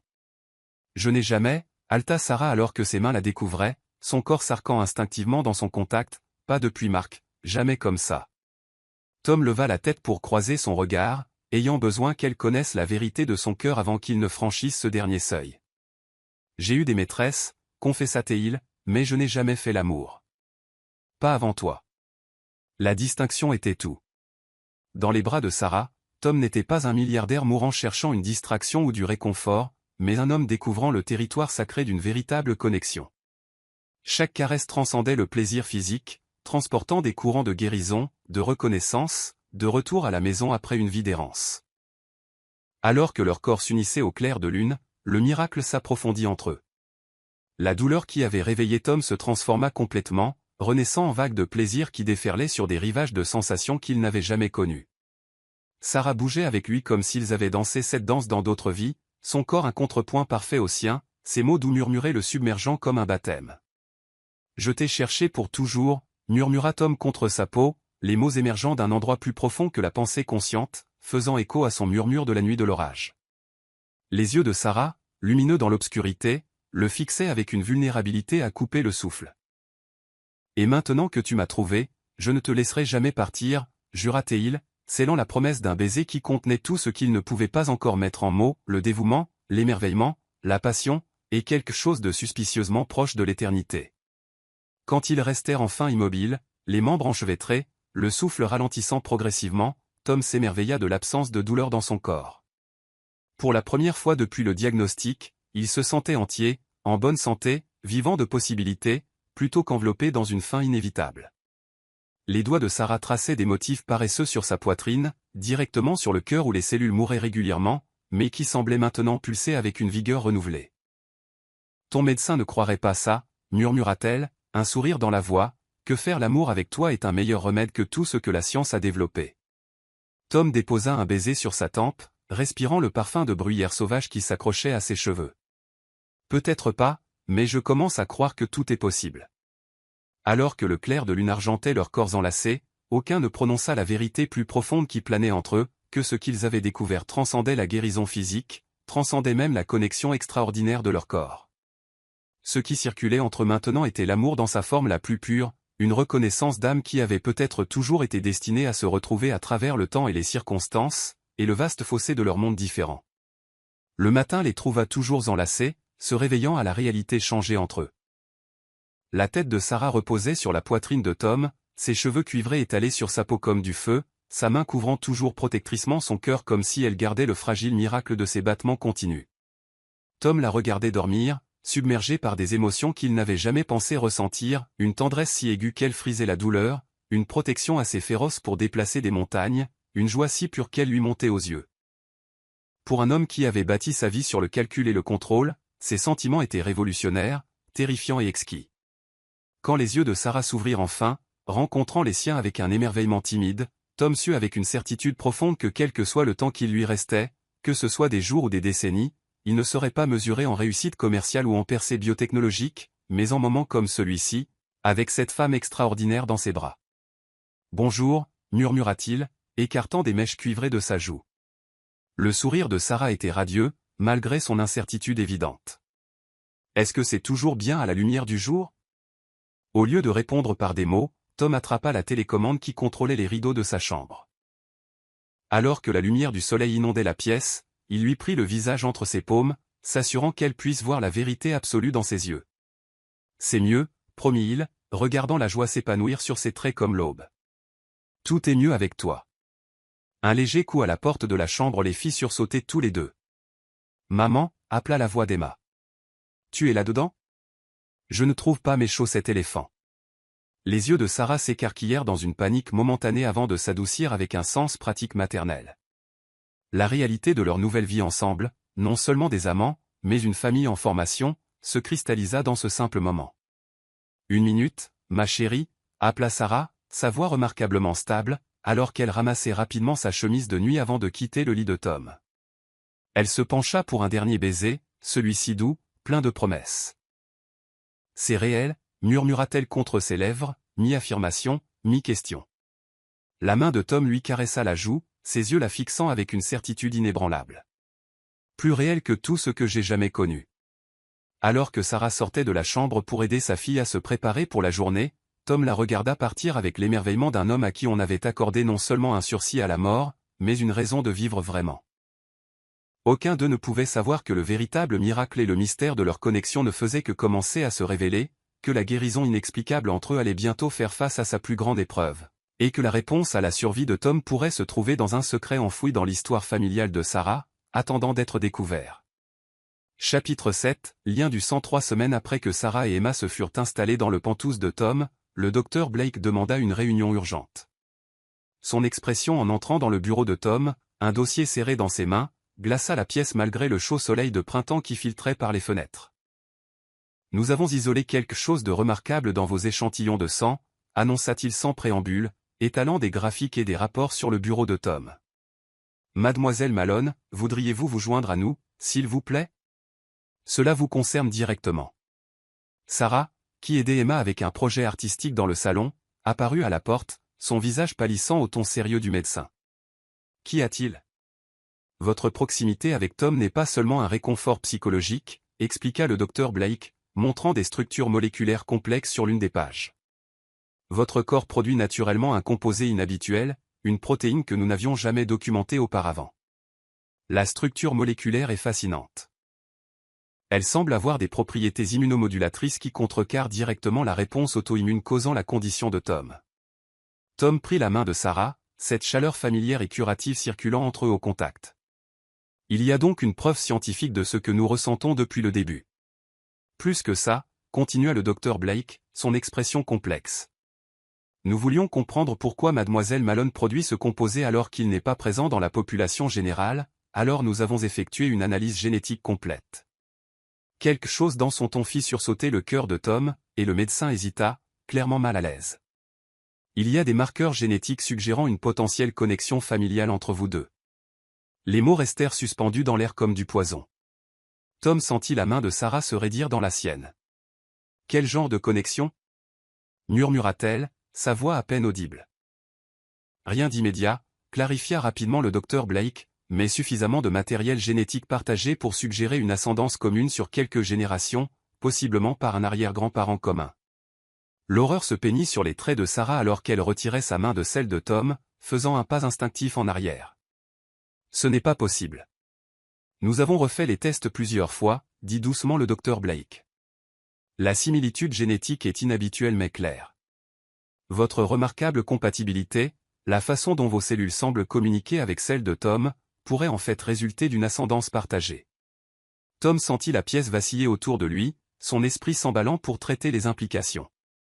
La femme dont il était tombé amoureux, dont le contact le guérissait, dont le corps s'était enlacé au sien dans des moments de connexion transcendante, pourrait être une parente éloignée. Il doit y avoir une erreur, insista-t-il, regardant Sarah s'entourer de ses bras comme si elle avait soudainement froid. La science ne ment pas, dit le docteur Blake, bien que son expression fût compatissante. Je comprends que cette nouvelle soit troublante, mais elle peut expliquer l'effet de guérison remarquable que mademoiselle Malone a sur votre état. Le matériel génétique partagé crée parfois des compatibilités biologiques inattendues. Avez-vous vérifié les échantillons, demanda Sarah, ses connaissances scientifiques surprenant le médecin. Avez-vous exclu une contamination croisée? Qu'en est-il de la chaîne de possession? Le docteur Blake cligna des yeux, décontenancé par ces questions techniques. Tous les protocoles standards ont été suivis, mais nous pouvons certainement refaire le test avec de nouveaux échantillons si vous le souhaitez. J'insiste, dit-elle, sa voix tendue mais déterminée. Après le départ du médecin, qui promit une analyse plus approfondie, un silence tomba comme un linceul. Sarah se tenait près de la fenêtre, le dos tourné à Tom, sa silhouette élancée rigide de tension. « Sarah, » commença Tom, cherchant des mots qui ne venaient pas. « Cela ne change rien, n'est-ce pas ?» Elle se tourna, les yeux pleins de larmes. « On ne peut pas ignorer ça, Tom. »« Nous n'en sommes pas certains, » argumenta-t-il, désespéré de s'accrocher à ce qu'ils avaient trouvé ensemble. « Un test n'est pas concluant. »« Mais si c'est vrai ?» Sa voix se brisa sur la question. « Et si tout ce temps, ce que nous pensions être de l'amour n'était qu'une connexion biologique tordue entre parents ?» Le mot « amour » flotta entre eux, jamais prononcé si directement auparavant. Maintenant entaché d'une possibilité inconfortable. « Je sais ce que je ressens », insista Tom en s'approchant d'elle, s'arrêtant quand elle recula. « Cela va au-delà de la biologie. » Sarah ferma les yeux, des larmes coulant sur ses joues. « Ma grand-mère venait du comté de Wicklow en Irlande. »« D'où venait la famille de ta mère ?» Tom sentit la glace se former dans ses veines. « De Wicklow », admit-il à contre-cœur. Ma grand-mère maternelle y est née avant d'immigrer. Un son doux et brisé s'échappa des lèvres de Sarah. On ne peut pas faire ça, Tom. On ne peut pas continuer sans savoir avec certitude. Alors nous le saurons, promit-il avec ferveur. Nous retracerons les 2 arbres généalogiques, confirmerons ou infirmerons la connexion. Mais ne t'éloigne pas de moi, Sarah. Mon état est précisément la raison pour laquelle je ne peux pas rester en ce moment, l'interrompit-elle, essuyant ses larmes avec des doigts tremblants. Je ne te laisserai pas mourir, Tom. Mais je ne peux pas non plus être avec toi tant que nous ne connaissons pas la vérité. Sa signification était douloureusement claire. L'intimité qu'ils avaient partagée, la passion qui les avait tous deux soutenus était maintenant un territoire interdit, assombri par une possibilité taboue. Cette nuit-là, Sarah s'installa avec Emma dans la suite d'invités à l'autre bout du Penthouse. Elle continua à préparer ses remèdes à base de plantes pour Tom, continua à s'asseoir avec lui quotidiennement, mais maintint une distance physique prudente, n'autorisant plus les contacts occasionnels qui étaient devenus leur bouée de sauvetage. En quelques jours, l'état de Tom recommença à se détériorer. Pas aussi rapidement qu'avant l'entrée de Sarah dans sa vie, mais assez régulièrement pour que l'inquiétude du docteur Blake s'approfondisse à chaque visite. Votre corps semble nécessiter plus qu'une simple proximité, observa-t-il après un examen particulièrement approfondi.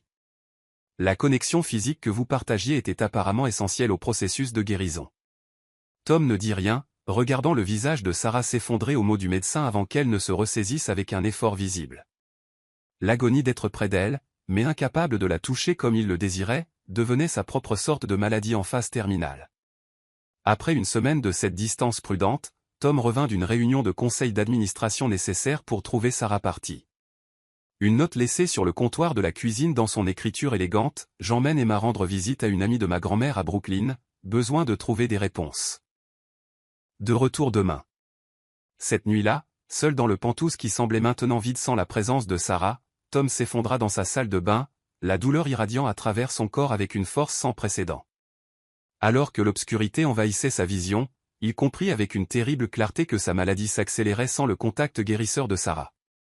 À Brooklyn, Sarah était assise dans un petit appartement encombré de livres et de plantes, écoutant Clara Hughes, la plus vieille amie de sa grand-mère, verser du thé avec des mains nouées par l'arthrite. Rose n'a jamais parlé d'un quelconque lien avec la famille Reed, songea Clara, répondant aux questions prudentes de Sarah. Mais elle a mentionné une fois avoir traité une femme enceinte de Wicklow qui avait épousé un homme riche. Le cœur de Sarah sursauta. C'était quand? Oh, il y a des décennies, avant ta naissance. La femme attendait son premier enfant et souffrait de terribles complications. Les médecins avaient perdu espoir, mais Rose a utilisé son remède à la fleur de crépuscule, sauvant la mère et l'enfant. A-t-elle déjà mentionné le nom de la femme? Insista Sarah, ses mains se resserrant autour de sa tasse de thé. Le front de Clara se plissa de concentration. Elizabeth. Oui, Elizabeth Reed. La mère de Tom. Sarah sentit la pièce tourner autour d'elle. Clara, remarquant sa détresse, lui tapota doucement la main. Ma chère, qu'est-ce qui te trouble? J'ai besoin de voir les journaux de ma grand-mère, murmura Sarah. Tous. Des heures plus tard, entourée de carnets reliés en cuir délavé remplis de l'écriture fluide de Rose Malone, Sarah trouva ce qu'elle cherchait, des entrées datant de 40 ans, détaillant le traitement de la grossesse difficile d'Elizabeth Reed. 12 mai. L'état d'Elizabeth s'aggrave. L'enfant lutte en elle, rejetant et ayant besoin du corps de la mère. J'ai préparé la teinture de fleurs de crépuscule renforcée de mon propre sang pour créer l'élément de liaison. Si les anciennes traditions sont vraies, cela créera une harmonie entre les cellules de la mère et de l'enfant en guerre. Les mains de Sarah tremblaient en tournant les pages, lisant la documentation méthodique de sa grand-mère sur le traitement de la mère de Tom. Elle trouva l'entrée finale juste au moment où l'aube pointait derrière les fenêtres de Clara. 30 juin. Elizabeth a donné naissance à un fils en bonne santé aujourd'hui. L'harmonie de la fleur de crépuscule a fonctionné comme les anciennes traditions le promettaient. Mon sang transporte l'agent de liaison qui permet aux cellules de la mère et de l'enfant de se reconnaître comme parents plutôt que comme ennemis. Le garçon portera ce marqueur pour toujours, une mémoire biologique de guérison. S'il venait à rencontrer un autre porteur du même marqueur, leurs cellules se reconnaîtraient au plus profond niveau, non pas comme des parents par le sang, mais comme des correspondances biologiques parfaites créées par la science ancienne. Elizabeth l'a nommé Thomas, d'après son père. Puisse-t-il porter la force de ces deux lignées? la compréhension déferla sur Sarah comme une vague. Pas de lien de sang, mais une harmonie biologique créée par les remèdes anciens de sa grand-mère. Les marqueurs génétiques que le docteur Blake avait identifiés n'étaient pas la preuve d'une ascendance commune, mais du travail de guérison de sa grand-mère. Les mêmes composés présents maintenant dans le sang de Sarah par des traits hérités et sa pratique continue des traditions de Rose. Alors que cette révélation s'installait dans son cœur, le téléphone de Sarah sonna. La voix du docteur Blake était tendue d'urgence. Tom a été admis à l'hôpital dans un état critique. Son corps est en train de lâcher rapidement. Vous devez venir immédiatement. Sans hésiter, Sarah rassembla les journaux et courut dans l'aube naissante, désespérée de rejoindre l'homme dont les cellules reconnaissaient les siennes, non pas comme de la famille, mais comme le salut. L'autre moitié d'un miracle de guérison commençait avant même que l'un d'eux ne soit né. Chapitre 8, Vérité voilée. La pluie martelait les fenêtres de l'hôpital, chaque goutte comme un doigt tapant les secondes de la vie de Tom qui s'évanouissait. Un équipement médical de pointe entourait son lit, leurs écrans numériques surveillant les signes vitaux avec une précision clinique, le bip régulier en contrepoint de la tempête qui faisait rage à l'extérieur. Sa peau avait pris une pâleur grisâtre, ses yeux autrefois vifs s'enfonçaient dans leurs orbites alors que le syndrome de Varney accélérait sa prise sur son corps. Le docteur Blake se tenait au pied du lit, son expression sombre alors qu'il examinait les dernières lectures avec l'équipe de spécialistes réunis en consultation à voix basse. Plusieurs systèmes d'organes commencent à défaillir, expliqua-t-il en montrant des indicateurs critiques sur le moniteur le plus proche. La maladie a progressé plus en 24 heures qu'elle n'aurait dû le faire en plusieurs semaines. La réponse auto-immune est devenue catastrophique. Dans le couloir, l'équipe de direction de Tom attendait, les visages tirés par l'inquiétude, non seulement pour leur PDG, mais pour l'entreprise mondiale qui était en jeu. Déjà, des rumeurs sur son état avaient fuité sur les marchés financiers, faisant chuter l'action de Reed Enterprises alors que les investisseurs paniquaient quant à l'avenir du géant de la biotechnologie sans son fondateur visionnaire. Le conseil d'administration demande des mises à jour toutes les heures, murmura le directeur des opérations de Tom à l'avocat de l'entreprise. Nous devons préparer des déclarations de contingence pour la presse et les actionnaires. La succursale de Hong Kong est déjà en mode crise, ajouta un autre dirigeant. Leurs marchés ont ouvert avec la nouvelle de l'hospitalisation de Tom. Rien de tout cela n'importait à Tom alors qu'il dérivait entre conscience et inconscience. Dans ces moments de lucidité, il ne ressentait que l'absence de Sarah comme une blessure physique, plus dévastatrice que sa maladie. Dans son délire, il appelait son nom, tendant la main vers un contact fantôme qui était devenu son seul remède. Quand son avocat arriva avec des documents nécessitant une signature urgente, Tom se ressaisit par pure force de volonté. D'une main tremblante, il signa les papiers transférant la majeure partie de sa fortune personnelle, distincte des actifs de l'entreprise, dans des fiducies irrévocables pour Sarah et Emma. Elle n'est pas au courant de ça, demanda l'avocat en organisant soigneusement les documents signés. Tom secoua faiblement la tête. Elle ne l'accepterait pas si je le lui proposais directement. De cette façon, elle n'aura pas le choix. Sa voix, autrefois imposante dans les salles de conseil du monde entier, était réduite à un murmure. Assurez-vous que l'éducation d'Emma est garantie jusqu'au doctorat, si elle le souhaite.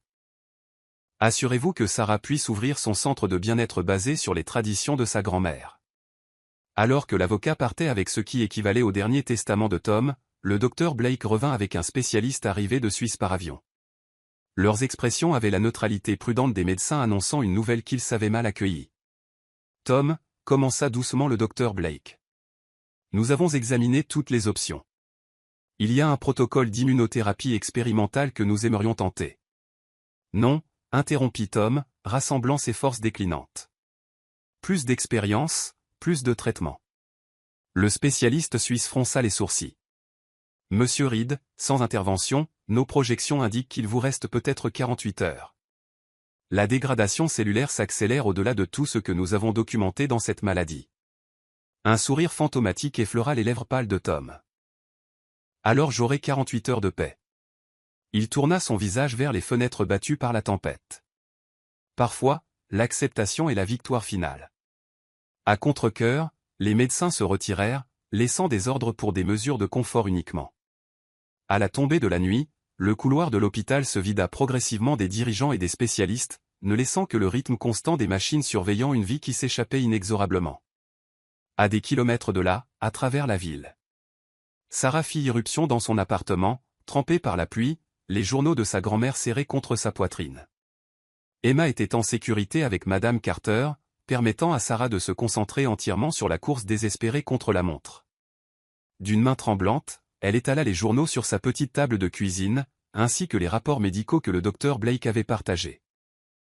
La révélation qu'elle avait découverte dans les écrits de sa grand-mère brûlait dans son esprit comme un feu, pas de lien de sang mais une harmonie biologique, une correspondance cellulaire parfaite créée par la science ancienne plutôt que par un lien familial. Le test génétique du médecin avait détecté les marqueurs partagés que sa grand-mère avait créés, les prenant à tort pour la preuve d'un lien familial. Les fleurs récoltées au crépuscule, l'agent de liaison dans le sang de Rose Malone transmis de génération en génération à Sarah, tout cela créant une clé biochimique qui correspondait précisément à la serrure de la condition de Tom.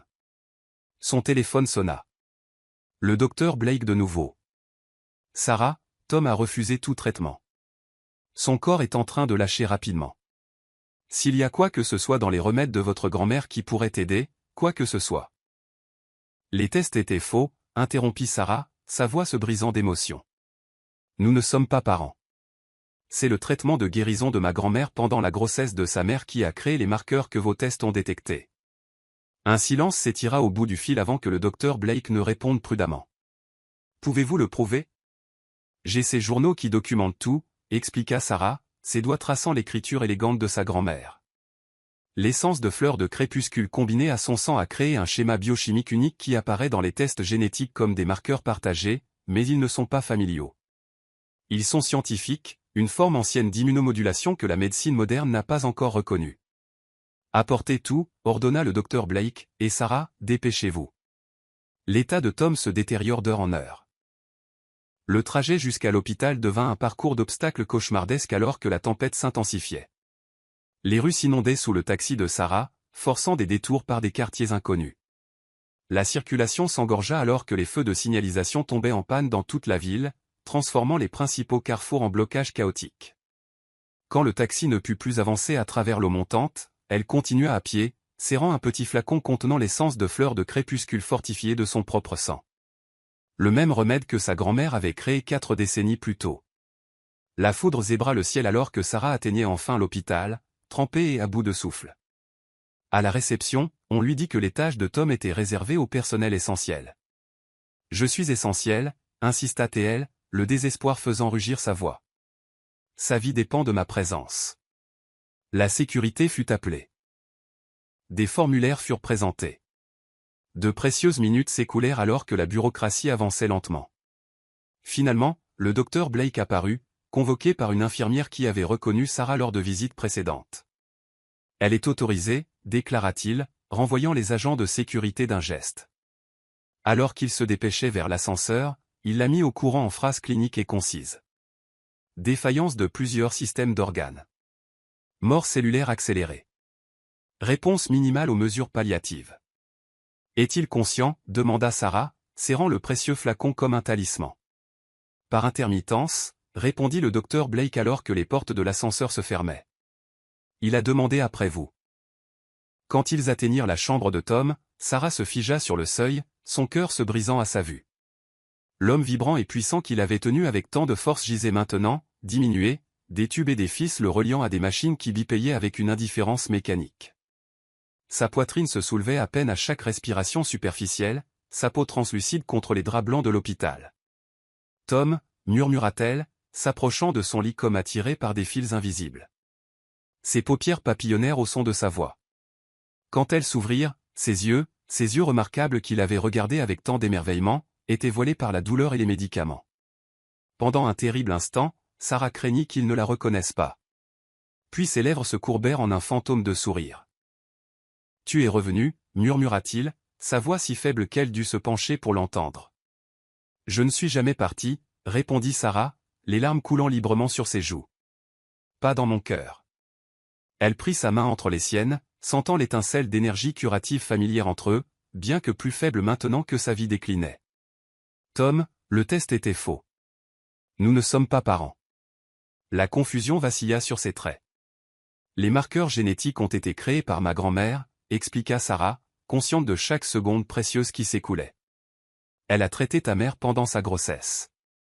Les marqueurs ne sont pas la preuve d'un sang partagé, mais de son travail de guérison. » L'espoir, fragile et hésitant, naquit dans les yeux de Tom. Tu es certaine? J'ai trouvé ces journaux, dit Sarah, ses pouces traçant des cercles sur ses paumes. Elle a tout documenté. L'essence de fleur de crépuscule avec son sang comme agent de liaison a créé une harmonie entre tes cellules et celles de ta mère, empêchant son corps de te rejeter avant la naissance. Cette même harmonie existe entre nous maintenant, non pas parce que nous partageons des ancêtres, mais parce que je porte l'héritage de guérison de ma grand-mère dans mon sang. Les doigts de Tom se resserrèrent faiblement autour des siens. Alors ce que nous avons ressenti était réel. Réel, vrai, et nous, acheva Sarah, portant sa main à ses lèvres, déposant un baiser sur ses jointures. Le docteur Blake se racla la gorge depuis le seuil de la porte où il conférait avec le spécialiste suisse. Mademoiselle Malone, si vous avez quelque chose qui pourrait aider. Sarah lâcha la main de Tom juste assez longtemps pour déboucher le petit flacon qu'elle avait préparé. Ceci contient l'essence de fleurs de crépuscule avec mon sang comme agent de liaison, le même remède que ma grand-mère a utilisé pour la mère de Tom. Selon ces journaux, cela devrait créer une harmonie cellulaire, permettant à la production naturelle de la protéine de contraction de mon corps de se synchroniser avec les systèmes de Tom. Le scepticisme scientifique du médecin luttait visiblement avec un espoir désespéré. Comment était-ce administré? Par voie intraveineuse, répondit Sarah en lui tendant le flacon. Et avec ça. Elle se pencha, pressant ses lèvres contre celles de Tom dans un baiser qui contenait tout l'amour, la peur et l'espoir enchevêtrés dans son cœur. Au contact de leurs lèvres, Tom halta, son corps s'arquant légèrement sur le lit. Les moniteurs autour d'eux se mirent à sonner avec des lectures changeantes alors que l'équipe médicale se précipitait pour administrer l'essence par sa perfusion. Le docteur Blake se déplaça rapidement pour vérifier l'équipement, son expression passant de l'inquiétude à un étonnement prudent. Son rythme cardiaque se stabilise, la saturation en oxygène s'améliore. Quoi qu'il y ait dans ce composé, cela déclenche une réponse systémique. Le spécialiste suisse fixa les chiffres changeants sur les moniteurs. C'est impossible, murmura-t-il en secouant la tête, incrédule. Les marqueurs cellulaires se réalignent. C'est comme si son système immunitaire avait soudainement reconnu les cellules affectées comme siennes plutôt qu'étrangères. Sarah n'avait pas besoin de machine pour lui dire ce qu'elle pouvait sentir se produire sous son contact. Alors qu'elle maintenait le contact avec Tom, son corps pressé contre le sien, ses larmes tombant sur son visage, la connexion entre eux se renforça, cette énergie de guérison invisible circulant à nouveau librement, sans plus être entravée par l'incompréhension ou la séparation. « Reste avec moi », murmura-t-elle contre ses lèvres, ses doigts emmêlés dans ses cheveux. « Je viens à peine de te trouver. Ne me quitte pas maintenant. » Les heures passèrent en une veillée mesurée par l'amélioration constante des signes vitaux de Tom. Sarah refusa de le quitter, maintenant un contact physique alors que les composés naturels de son corps fusionnaient avec l'essence dans son système, créant l'harmonie que sa grand-mère avait documentée des décennies auparavant. Le personnel médical allait et venait, prélevant du sang, vérifiant les lectures, ajustant les médicaments, leurs expressions passant du détachement professionnel à un émerveillement non dissimulé alors que l'impossible continuait de se dérouler sous leurs yeux. La nouvelle se répandit dans l'hôpital. Le milliardaire de la biotechnologie, dont la vie avait été condamnée, se rétablissait miraculeusement, défiant tous les pronostics médicaux. L'aube se levait sur la ville, la tempête s'apaisant enfin tandis qu'une lumière dorée filtrait à travers les fenêtres de l'hôpital. Tom ouvrit les yeux, la clarté revenant dans leur profondeur, alors qu'il se posait sur le visage épuisé de Sarah. « Tu m'as sauvé », murmura-t-il, sa voix plus forte qu'elle ne l'avait été depuis des jours. Sarah sourit à travers de nouvelles larmes, le soulagement lui donnant le vertige. Nous nous sommes sauvés l'un l'autre. Alors que le matin s'installait pleinement, le docteur Blake revint avec une équipe de spécialistes, tous émerveillés par le revirement remarquable de l'état de Tom. On lui préleva du sang, ordonna des analyses, proposa et débattit des théories à voix basse et excitée. C'est sans précédent, déclara le spécialiste suisse en examinant les derniers résultats. Sa structure cellulaire est en train de se régénérer, les marqueurs de la maladie diminuent d'heure en heure. Nous devons documenter ce cas pour la littérature médicale. Mais Tom et Sarah prêtaient peu d'attention aux discussions médicales qui tourbillonnaient autour d'eux. Dans le centre calme de la tempête qu'ils avaient traversée, ils se tenaient l'un contre l'autre, chuchotant des vérités trop précieuses pour les oreilles des autres. « J'ai cru que je t'avais perdu », avoua Sarah, sa tête reposant contre sa poitrine où son cœur battait avec une force renouvelée. Quand j'ai réalisé ce que ma grand-mère avait fait, que nous n'étions pas parents mais parfaitement compatibles, j'ai eu si peur de ne pas t'atteindre à temps. Les doigts de Tom tracèrent la courbe délicate de sa joue, son contact plein de révérence. Tu m'as rendu la vie, Sarah, mais plus que ça, tu m'as donné une raison de la vivre. À l'extérieur de la chambre d'hôpital privée, le monde continuait son mouvement incessant. Les marchés boursiers réagissaient à la nouvelle du rétablissement miraculeux de Tom Reed. Les médias spéculaient sur le traitement expérimental qui l'avait sauvé.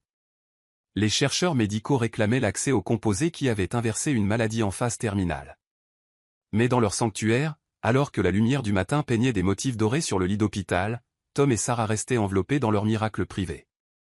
Deux âmes connectées par la science, ancienne et moderne, par le hasard, et peut-être le destin, et surtout par un amour assez puissant pour vaincre la mort elle-même. Chapitre 9. Le miracle de l'amour. La guérison transforma Tom Reed d'une manière qui transcendait le physique. L'homme qui sortit de l'hôpital une semaine après son revirement miraculeux se déplaçait avec la grâce délibérée de quelqu'un qui renaît. Chaque pas, chaque souffle, chaque moment était un cadeau qu'il ne tenait plus pour acquis. Sarah avait refusé de le quitter tout au long de sa convalescence, dormant dans le fauteuil inconfortable de l'hôpital, maintenant leur connexion curative par un contact constant. L'équipe médicale a tout documenté, mystifiée par l'inversion sans précédent de la progression du syndrome de Varney. Nous écrivons un article pour le New England Journal of Medicine, les informa le docteur Blake le jour de la sortie de Tom, avec votre permission, bien sûr. Les implications pour l'immunothérapie sont extraordinaires. Tom hocha la tête distraitement, son attention fixée sur Sarah alors qu'elle rassemblait les quelques effets personnels qu'ils avaient accumulés pendant son séjour à l'hôpital. Ses cheveux cuivrés étaient attachés en un chignon négligé, des cernes assombrissaient ses yeux après des nuits de sommeil interrompus, et ses vêtements étaient froissés par trop de jours d'usure. À ses yeux, elle n'avait jamais été aussi belle. Prêt à rentrer à la maison, demanda-t-elle en croisant son regard. La maison. Le mot s'installa dans la poitrine de Tom avec une chaleur sans précédent.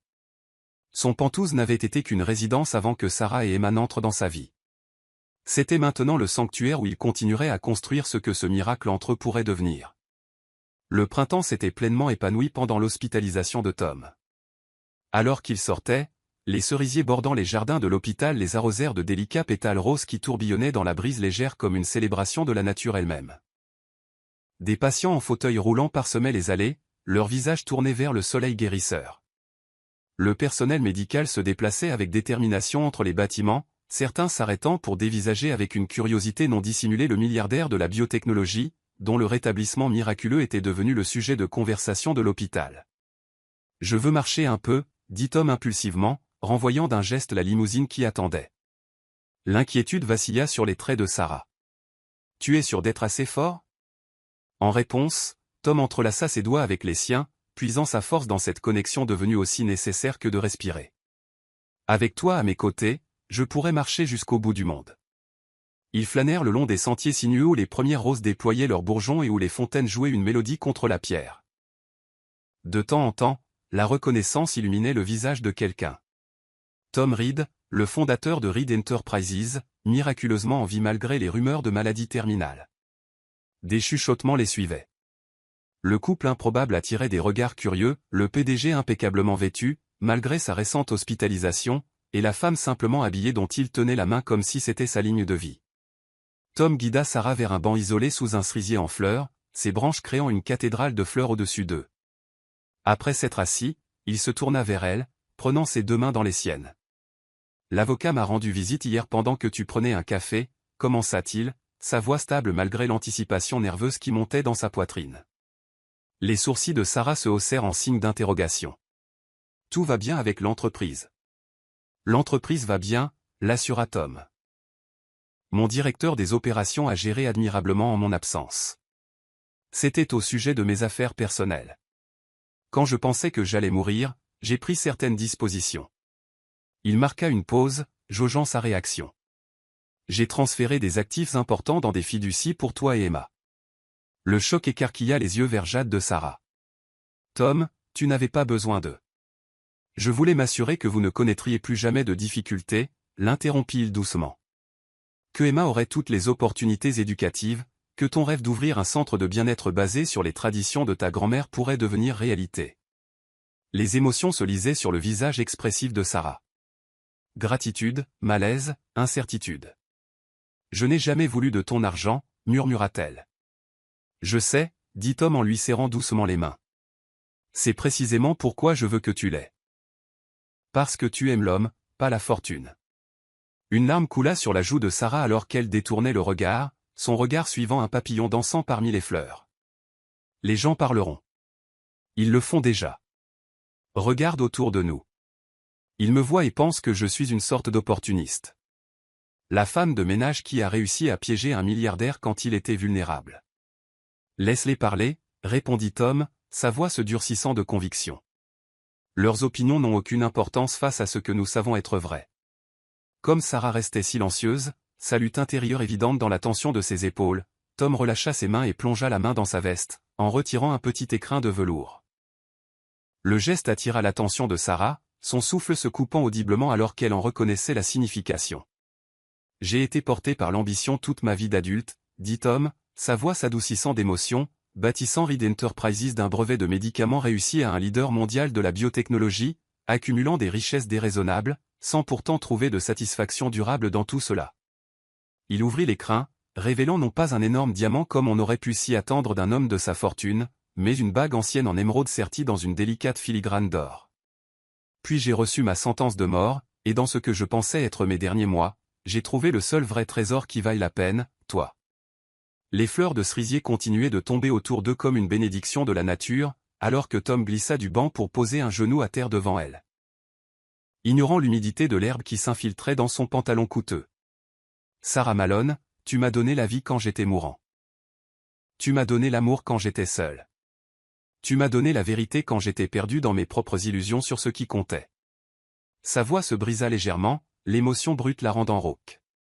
Si tu veux de moi, je veux passer tous les jours que nous avons, qu'ils soient comptés ou infinis, à te chérir comme tu le mérites, à élever Emma comme ma propre fille, et à construire une vie qui honore le miracle qui nous a été donné. Les larmes coulaient librement sur les joues de Sarah maintenant, ses mains tremblant alors que Tom lui présentait la bague.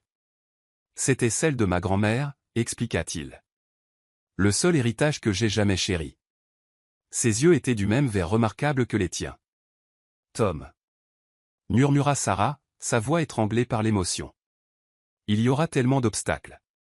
Mon monde et le tien sont un seul monde maintenant, acheva-t-il pour elle. Notre monde, ensemble. Une jeune interne qui passait par là s'arrêta pour observer la scène, donnant un coup de coude à sa collègue. Bientôt, un petit groupe de badauds s'était rassemblé à une distance respectueuse, attiré par le tableau sans équivoque d'une demande en mariage. Les chuchotements s'intensifièrent. C'est Tom Reed, le type de la biotech. N'était-il pas mourant? Qui est-elle? Est-ce qu'il est vraiment à genoux? Pendant un instant à couper le souffle, Tom craignit qu'elle ne refuse, qu'elle ne choisisse la sécurité de sa vie familière plutôt que l'avenir complexe qu'il lui offrait. Puis elle glissa du banc pour s'agenouiller devant lui dans l'herbe. Leurs positions s'égalisèrent dans un geste qui en disait long sur la relation qu'ils construisaient. Oui, dit-elle simplement, encadrant son visage entre ses paumes. Oui, je veux t'épouser, Tom Reed. Une salve d'applaudissements spontanés éclata de leur public impromptu, faisant rougir Sarah et rire Tom de surprise et de joie alors qu'il lui glissait la bague au doigt, un ajustement parfait, comme si c'était le destin. Un jeune patient en fauteuil roulant cria « Embrassez-la », enfin, faisant rire tout le monde à portée de voix. Lorsque leurs lèvres se rencontrèrent, scellant leur promesse d'un baiser qui contenait à parts égales passion et tendresse, les applaudissements redoublèrent. Les fleurs de cerisier continuaient de tomber autour d'eux comme de la neige, les confettis de la nature célébrant leur union. Je ne m'attendais pas à avoir un public, murmura Sarah contre ses lèvres, ses yeux pétillants d'un mélange de gêne et de joie. Habitue-toi, lui chuchota-t-il en retour. J'ai l'intention de t'aimer de façon spectaculaire et sans excuse pour le reste de nos vies. Alors qu'il retournait vers la voiture qui attendait, main dans la main avec des sourires assortis, un journaliste qui rendait visite à un parent malade reconnut Tom et s'approcha avec un enregistreur. Monsieur Reed, des rumeurs circulent sur une guérison miraculeuse du syndrome de Varney. Un commentaire? Et qui est votre compagne? Tom jeta un coup d'œil à Sarah, lui demandant silencieusement la permission. Quand elle fit un petit signe de tête, il fit face au journaliste avec la confiance qui avait bâti son empire. Voici Sarah Malone, ma fiancée et la femme qui m'a sauvé la vie grâce à une combinaison remarquable de traditions de guérison ancienne et de sciences modernes. Son bras glissa autour de la taille de Sarah, la rapprochant de lui. Pour le reste, je vous suggère de parler au Dr Blake pour les aspects médicaux. Ce qui compte le plus, ce n'est pas comment j'ai survécu, mais pourquoi. Et elle en est la raison.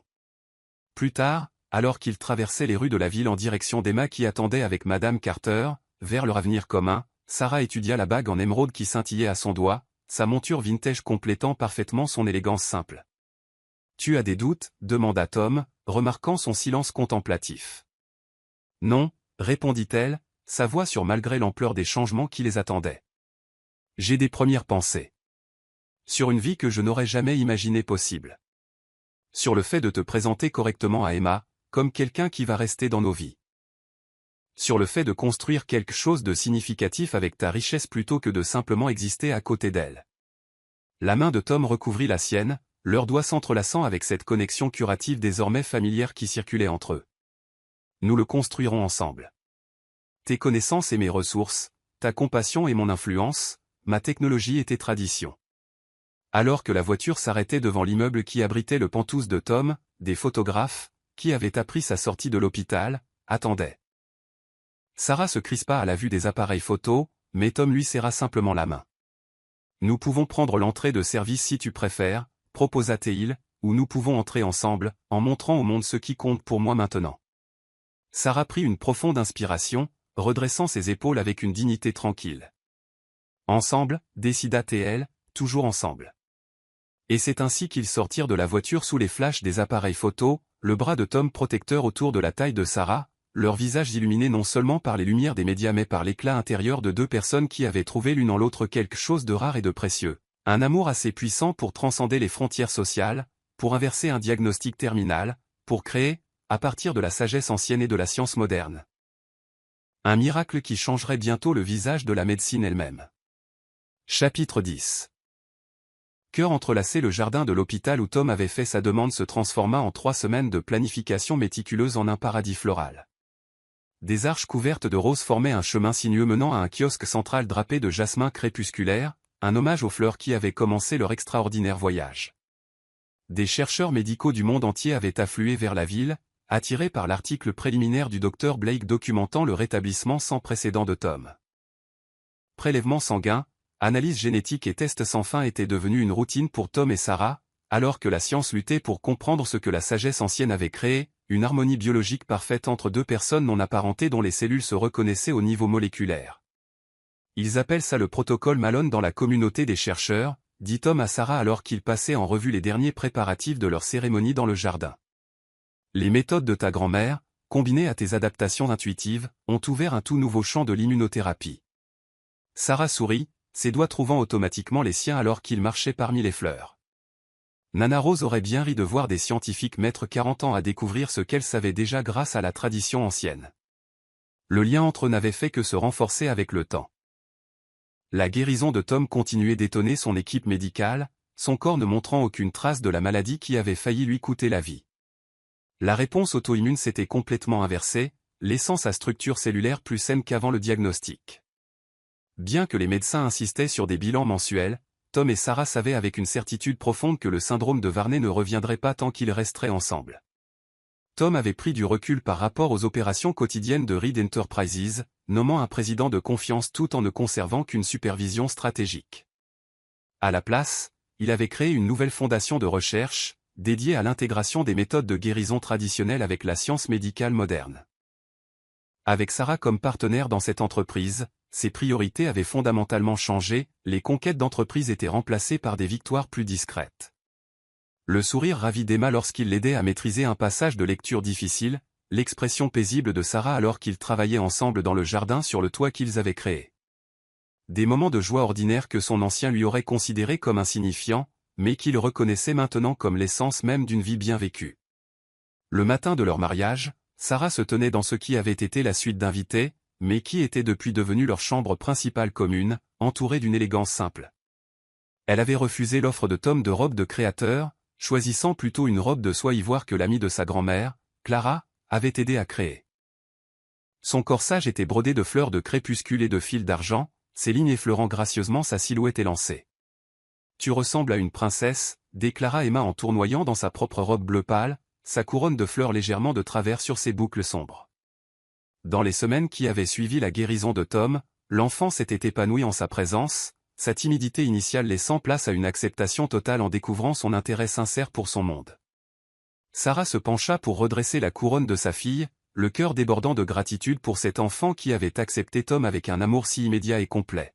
« Es-tu heureuse, ma chérie » demanda-t-elle, cherchant dans ses yeux innocents toute préoccupation cachée. Emma hocha la tête avec emphase. « Tom m'apprend les échecs, même quand j'oublie les règles, et il ne se fâche pas quand je n'arrive pas à lire les mots difficiles. Et il me construit un ordinateur spécial qui sait me lire les histoires quand les lettres se mélangent. » Son expression devint sérieuse, au-delà de son âge. « Mais le plus important, maman, c'est qu'il te fait sourire à nouveau. Ton vrai sourire, pas ton sourire courageux. » Les larmes menaçaient, mais Sarah les chassa d'un clignement d'yeux, ne voulant pas refaire son maquillage simple. Un léger coup à la porte précéda l'entrée de Clara, les yeux de la vieille femme s'embrouillant à la vue qui s'offrait à elle. « Rose serait si fière, dit-elle, sa voix tremblante d'émotion. Elle a toujours dit que tu étais né avec la guérison dans les mains et l'amour dans le cœur. Regarde maintenant ce que c'est dont on t'a porté. » Dehors, les invités se rassemblaient dans le jardin, un mélange éclectique reflétant les mondes différents des mariés qui fusionnaient maintenant en un seul. Des cadres de Reed Enterprises en costume sur mesure se mêlaient aux collègues de Sarah, les nettoyeurs de nuit, et à leurs familles. Des chercheurs médicaux s'engageaient dans des conversations animées avec des herboristes que Sarah avait contactés via le réseau de sa grand-mère. Les professeurs d'Emma discutaient avec les associés de Tom, tous unis pour célébrer une histoire d'amour qui avait défié toutes les conventions. Au centre de tout cela se tenait Tom, resplendissant dans un simple costume anthracite, son visage transformé par la joie et la santé alors qu'il attendait sa mariée. Le tumulte médiatique entourant leur fiançailles s'était progressivement calmé, remplacé par un véritable intérêt public pour le protocole Malone qui se montrait prometteur pour le traitement d'autres maladies auto-immunes. Les spéculations des tabloïds sur la femme de ménage qui avait piégé un milliardaire avaient cédé la place à une couverture respectueuse de leur travail de pionnier en médecine intégrative. Alors que le quatuor à cordes commençait à jouer, les yeux de Tom trouvèrent le docteur Blake parmi les invités. Le médecin qui les avait guidés à travers les jours les plus sombres de la maladie de Tom était maintenant témoin de l'aboutissement de leur voyage, son scepticisme scientifique à jamais changé par ce dont il avait été témoin entre eux. La musique changea, et les invités assemblés se levèrent alors que Sarah apparaissait au début du chemin couvert de roses, avec Emma la précédant, jetant des pétales avec un abandon enthousiaste. Sarah s'avança vers Tom avec une grâce qui démentait ses humbles origines, la bague en émeraude scintillant à son doigt, captant la lumière du soleil alors qu'elle marchait vers son avenir. Le souffle de Tom se coupa à sa vue, non seulement sa beauté physique, bien qu'indéniable, mais l'éclat intérieur qu'il avait d'abord attiré vers elle cette nuit fatidique dans son bureau. La femme qu'il avait vue non pas comme un PDG puissant mais simplement comme un homme en souffrance. La femme dont le contact avait littéralement sauvé sa vie. Quand elle l'atteignit, prenant sa main tendue avec la même simplicité directe qui caractérisait tout en elle, l'énergie curative circula entre eux, aussi puissante que jamais. Ce courant, que la science peinait encore à définir, mais qu'ils comprenaient dans leur âme, la résonance parfaite de deux êtres destinés à se compléter. « Tu es à couper le souffle » murmura Tom, sa voix rauque d'émotion. « Et tu es en vie » lui répondit Sarah en retour, leur langage secret pour tout ce qu'ils avaient surmonté ensemble. La cérémonie elle-même fut brève mais pleine de sens, incorporant des éléments de l'héritage celtique de Sarah aux côtés des préférences plus traditionnelles de Tom. Quand vint le moment de leurs vœux, Tom parla le premier, sa voix portant clairement à travers le jardin silencieux. « Sarah, avant de te rencontrer, je mesurais le succès en acquisition et en réalisation. J'ai bâti un empire, mais pas de foyer. J'ai prolongé la vie des autres grâce à l'innovation médicale sans jamais vraiment vivre la mienne. » Ses doigts se resserrèrent autour des siens. « Tu m'as trouvé au plus bas et tu m'as montré à quoi ressemble la vraie richesse. La connexion, la compassion, le courage face aux plus grands défis de la vie. Tu n'as pas seulement sauvé ma vie, tu m'as donné une raison de la vivre pleinement. » Des larmes brillaient dans les yeux de Sarah alors qu'elle répondait. « Tom, je croyais autrefois que des mondes comme le tien et le mien ne pourraient jamais vraiment se rencontrer, que les gens étaient divisés par les circonstances et le destin en existences séparées. Tu as brisé ces barrières avec ton humilité, ta générosité, ta volonté de me voir comme une égale quand le monde insistait sur le fait que j'étais inférieur. » Sa voix se renforça de conviction. « Je promets d'être ta partenaire en toutes choses, d'honorer à la fois le génie scientifique qui a bâti ton entreprise et la sagesse ancienne qui a sauvé ta vie, d'élever Emma avec nos deux forces, de faire face à tout ce qui viendra, sachant qu'ensemble, nous avons déjà surmonté l'impossible. Alors qu'ils échangeaient les alliances, la sienne, un simple anneau de platine, la sienne, l'émeraude antique maintenant accompagnée d'une alliance assortie, les témoins rassemblés sentirent qu'ils observaient quelque chose d'extraordinaire. Pas seulement deux personnes unissant leur vie, mais deux mondes fusionnant, deux traditions s'honorant mutuellement, deux âmes reconnaissant ce qu'elles avaient peut-être toujours cherché. Par l'autorité qui m'est conférée, déclara l'officiant, et avec la joie de tous les témoins présents, je vous déclare maintenant mari et femme. Quand Tom prit Sarah dans ses bras pour leur premier baiser en tant que partenaire marié, les applaudissements éclatèrent à travers le jardin. Emma se précipita pour enrouler ses bras autour de leurs deux jambes, créant un tableau familial qui arracha de nouvelles larmes à de nombreux yeux. La réception qui suivit fut aussi peu conventionnelle que le couple lui-même. Au lieu d'un dîner formel, des stands de nourriture offraient de tout, de la cuisine gastronomique aux plats réconfortants. L'orchestre jouait un mélange de morceaux classiques et de tubes populaires. Emma voletait entre les groupes d'invités, se présentant fièrement comme Emma Malone Reed à quiconque voulait bien l'écouter. À l'approche de la soirée, le jardin fut transformé par des milliers de lumières scintillantes et des dizaines de lanternes flottant sur l'étang central. Tom entraîna Sarah sur la piste de danse pour leur première danse, la serrant contre lui alors que la musique commençait. « Heureuse » murmura-t-il contre sa tempe. Au-delà des mots, répondit-elle, sa tête reposant naturellement contre sa poitrine, où un cœur autrefois défaillant battait maintenant avec une force constante. Je m'attends toujours à me réveiller dans mon appartement et à découvrir que tout cela n'a été qu'un rêve extraordinaire. Les mains de Tom se posèrent sur le creux de son dos, la rapprochant encore. Si c'est un rêve, alors nous le partageons, et je n'ai aucune intention de me réveiller.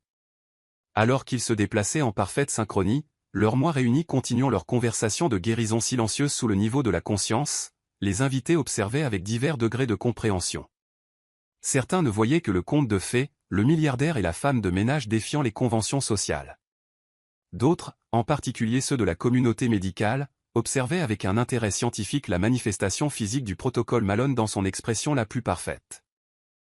Mais les plus proches de Clara avec son lien avec la grand-mère de Sarah, le docteur Blake qui avait été témoin du miracle de la guérison de Tom, Emma avec l'intuition étrange d'un enfant voyait la vérité, qu'au-delà de la science, au-delà des frontières sociales, au-delà même des anciennes traditions de guérison qui les avaient réunis, ce qui circulait entre Tom et Sarah était la force la plus profonde qui soit. Un amour assez puissant pour transformer les cellules, pour réécrire la compréhension médicale, pour jeter un pont entre des mondes que l'on croyait infranchissables. À l'approche de minuit, Tom conduisit Sarah au centre du jardin où les fleurs de crépuscule commençaient tout juste à s'ouvrir, leur parfum délicat remplissant l'air d'une douce promesse. « Regarde » dit-il doucement en montrant la première fleur qui déployait ses pétales vers les étoiles. Les fleurs qui ont commencé notre histoire. Les doigts de Sarah s'entrelacèrent avec les siens alors qu'il regardait le miracle tranquille de la nature se dérouler. Elles ne fleurissent qu'au crépuscule, murmura-t-elle, faisant écho à ces paroles de leur première rencontre. Le moment où les chagrins d'aujourd'hui prennent fin et où les possibilités de demain commencent. Tom se tourna vers elle, encadrant son visage entre ses paumes avec une tendresse exquise. Dans un monde où je pouvais tout acheter, murmura-t-il, sa voix se brisant d'émotion, tu étais la seule chose dont j'avais besoin. Le seul antidote de mon âme. Alors que leurs lèvres se rencontraient sous le ciel étoilé, entourées de fleurs que la science disait ne pas pouvoir guérir mais qui, d'une manière ou d'une autre, le faisaient, tous deux savaient avec une certitude profonde qu'en se trouvant l'un l'autre, ils avaient découvert le plus rare de tous les miracles, un amour assez puissant pour défier la mort elle-même, pour unir des mondes séparés, pour créer, à partir de la sagesse ancienne et de la science moderne, un avenir qu'aucun n'aurait pu imaginer seul, mais que tous deux embrassaient maintenant, ensemble.